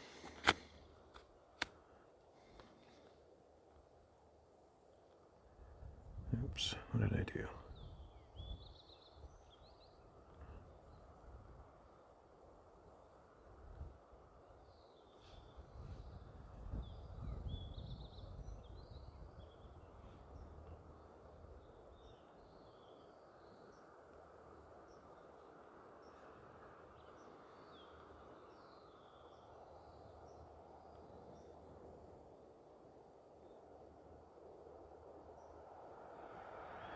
Jeremiah chapter 44. This is the word that came to Jeremiah concerning all the Jews living in the land of Egypt, in Migdal, Tahpanhes, and Memphis, and in the land of Pathros. This is what the Lord of hosts, the God of Israel, says. You have seen all the disaster that I brought against Jerusalem and all the cities of Judah, and behold, they lie today in ruins and desolation. Because of the evil they have done, they provoked me to anger by continuing to burn incense and to serve other gods that neither they nor you nor your fathers ever knew. Yet I sent you all my servants the prophets again and again, saying, Do not do this detestable thing that I hate. But they did not listen or incline their ears. They did not turn from their wickedness or stop burning incense to other gods. Therefore my wrath and anger poured out and burned in the cities of Judah and in the streets of Jerusalem, so that they have become the desolate ruin they are today. So now, this is what the Lord God of hosts, the God of Israel, says. Why are you doing such great harm to yourselves by cutting off from Judah man and woman, child and infant, leaving yourselves without a remnant? Why are you provoking me to anger by the work of your hands, by burning incense to other gods in the land of Egypt, where you have gone to reside? As a result, you will be cut off and will become an object of cursing and reproach among all the nations of the earth. Have you forgotten the wickedness of your fathers and of the kings of Judah and their wives, as well as the wickedness that you and your wives committed in the land of Judah and in the streets of Jerusalem? To this day they have not humbled themselves or shown reverence, nor have they followed my instruction or the statutes that I set before you and your fathers. Therefore this is what the Lord of hosts, the God of Israel, says: I will set my face to bring disaster and to cut off all Judah, and I will take away the remnant of Judah who have resolved to go to the land of Egypt to reside there. They will meet their end. They will all fall by the sword or be consumed by famine. From the least to the greatest, they will die by sword or famine, and they will become an object of cursing and horror, of vilification and reproach. I will punish those who live in the land of Egypt, just as I punished Jerusalem, by sword and famine and plague, so that none of the remnant of Judah who have gone to reside in Egypt will escape or survive to return to the land of Judah, where they long to return and live, for none will return except a few fugitives. Then all the men who knew that their wives were burning incense to other gods, and all the women standing by, a great assembly, along with all the people living in the land of Egypt and in Pathros, said to Jeremiah, As for the word you have spoken to us in the name of the Lord, we will not listen to you. Instead, we will do everything we vowed to do. We will burn incense to the Queen of Heaven and offer drink offerings to her, just as we, our fathers, our kings, and our officials did in the cities of Judah and in the streets of Jerusalem. At that time we had plenty of food and good things, and we saw no disaster. But from the time we stopped burning incense to the Queen of Heaven and pouring out drink offerings to her, we have lacked everything and have been perishing by sword and famine. Moreover, said the women, when we burned incense to the Queen of Heaven and poured out drink offerings to her, was it without our husband's knowledge that we made sacrificial cakes in her image and poured out drink offerings to her? Then Jeremiah said to all the people, both men and women, who were answering him, As for the incense you burned in the cities of Judah and in the streets of Jerusalem, you, your fathers, your kings, your officials, and the people of the land, did the Lord not remember and bring this to mind? So the Lord could no longer endure the evil deeds and detestable acts you committed, and your land became a desolation, a horror, and an object of cursing, without inhabitant, as it is this day. Because you burned incense,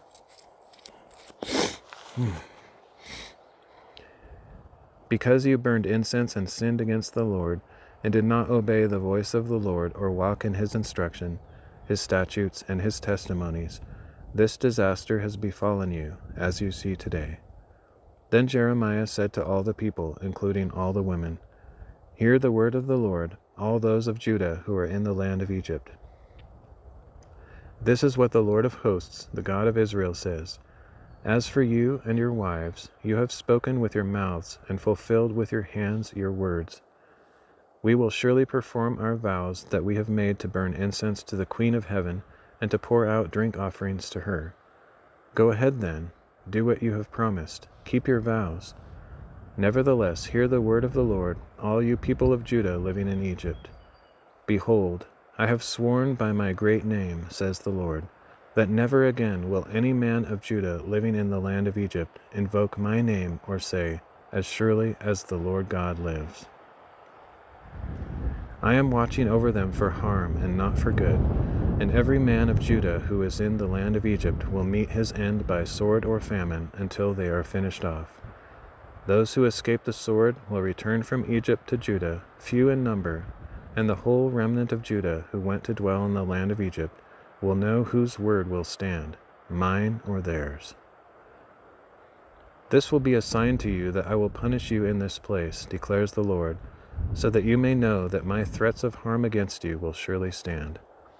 This is what the Lord says, Behold, I will deliver Pharaoh, Hophra, king of Egypt, into the hands of his enemies who seek his life, just as I delivered Zedekiah, king of Judah, into the hand of Nebuchadnezzar, king of Babylon, the enemy who is seeking his life.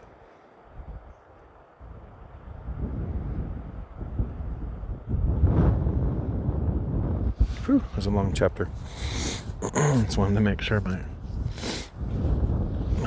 microphone is still going.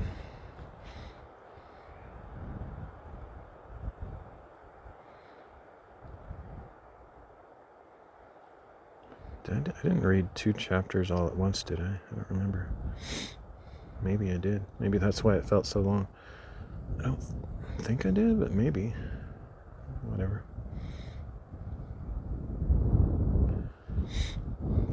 This next one is incredibly short, though.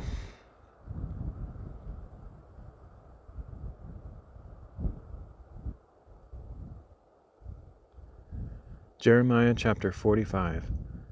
This is the word that Jeremiah the prophet spoke to Baruch son of Neriah when he wrote these words on a scroll at the dictation of Jeremiah in the 4th year of Jehoiakim son of Josiah, king of Judah. This is what the Lord, the God of Israel, says to you, Baruch. You have said, Woe is me, because the Lord has added sorrow to my pain. I am worn out with groaning and have found no rest. Thus Jeremiah was to say to Baruch, This is what the Lord says. Throughout the land I will demolish what I have built and uproot what I have planted. But as for you, do you seek great things for yourself? Stop seeking, for I will bring disaster on every living creature, declares the Lord.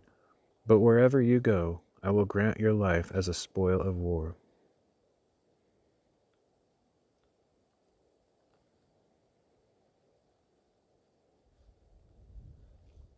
All right, just got Hebrews 10, and that's it for today. It is tempting just to stay up here until sunset, but that's like over an hour away. I think I should get home and work on some stuff. That's why I wasn't really planning to be out too long. I was hoping to get some stuff done, but I'll just be up late tonight working on it instead. I slept in, so it's not that big of a deal. Plus, I am happy to get all these readings in. 4 readings in one day. It's cool. I wish I could do that every day for a while, but I need to focus on the work stuff. I might try to do it 1 or 2 days a week where I do these longer excursions with more readings, though. Then I can maybe get caught up again. We'll see how it goes. Oh, cool. There's some, I don't know, but there's at least one giant boulder down here that would be fun to go explore, but I might save that for another time, because maybe when I get my dumb smart button fixed, I can mark that stuff more easily.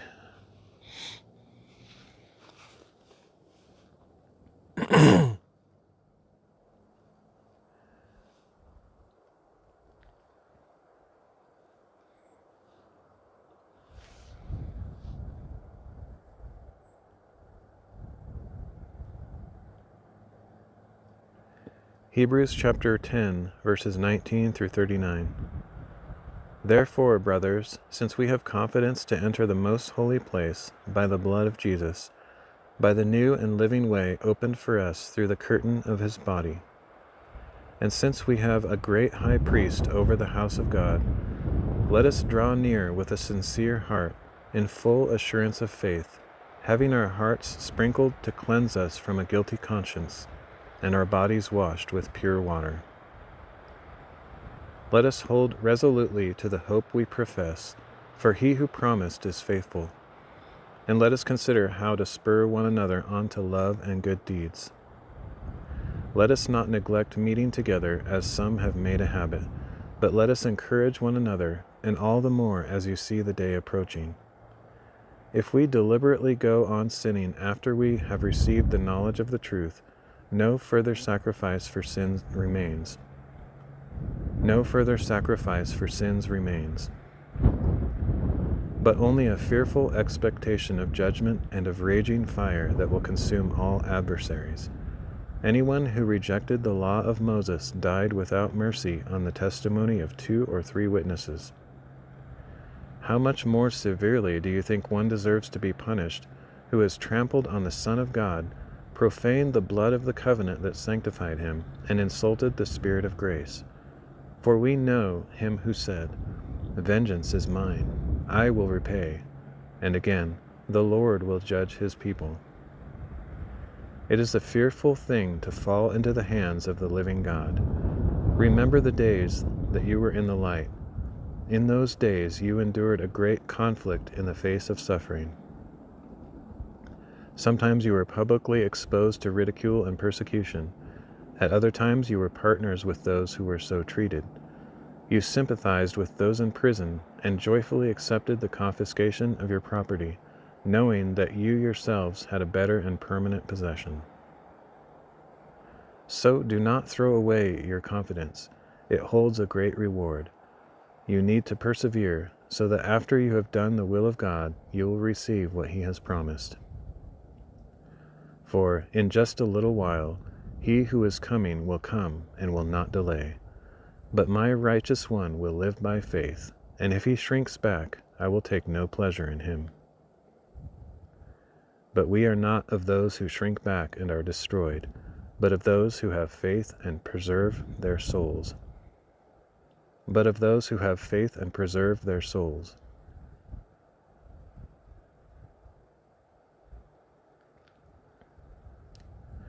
Those are some scary verses. Hey, Reef Daddy. Fire.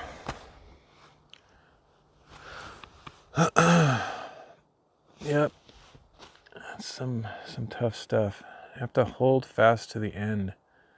You can't just be a good Christian and obey and get baptized when you're young and then just live however you want, fall away and just be lazy and stuff. And that's hard words to hear for anyone, really. Don't shrink back. Have to remain faithful to the end. It's not easy.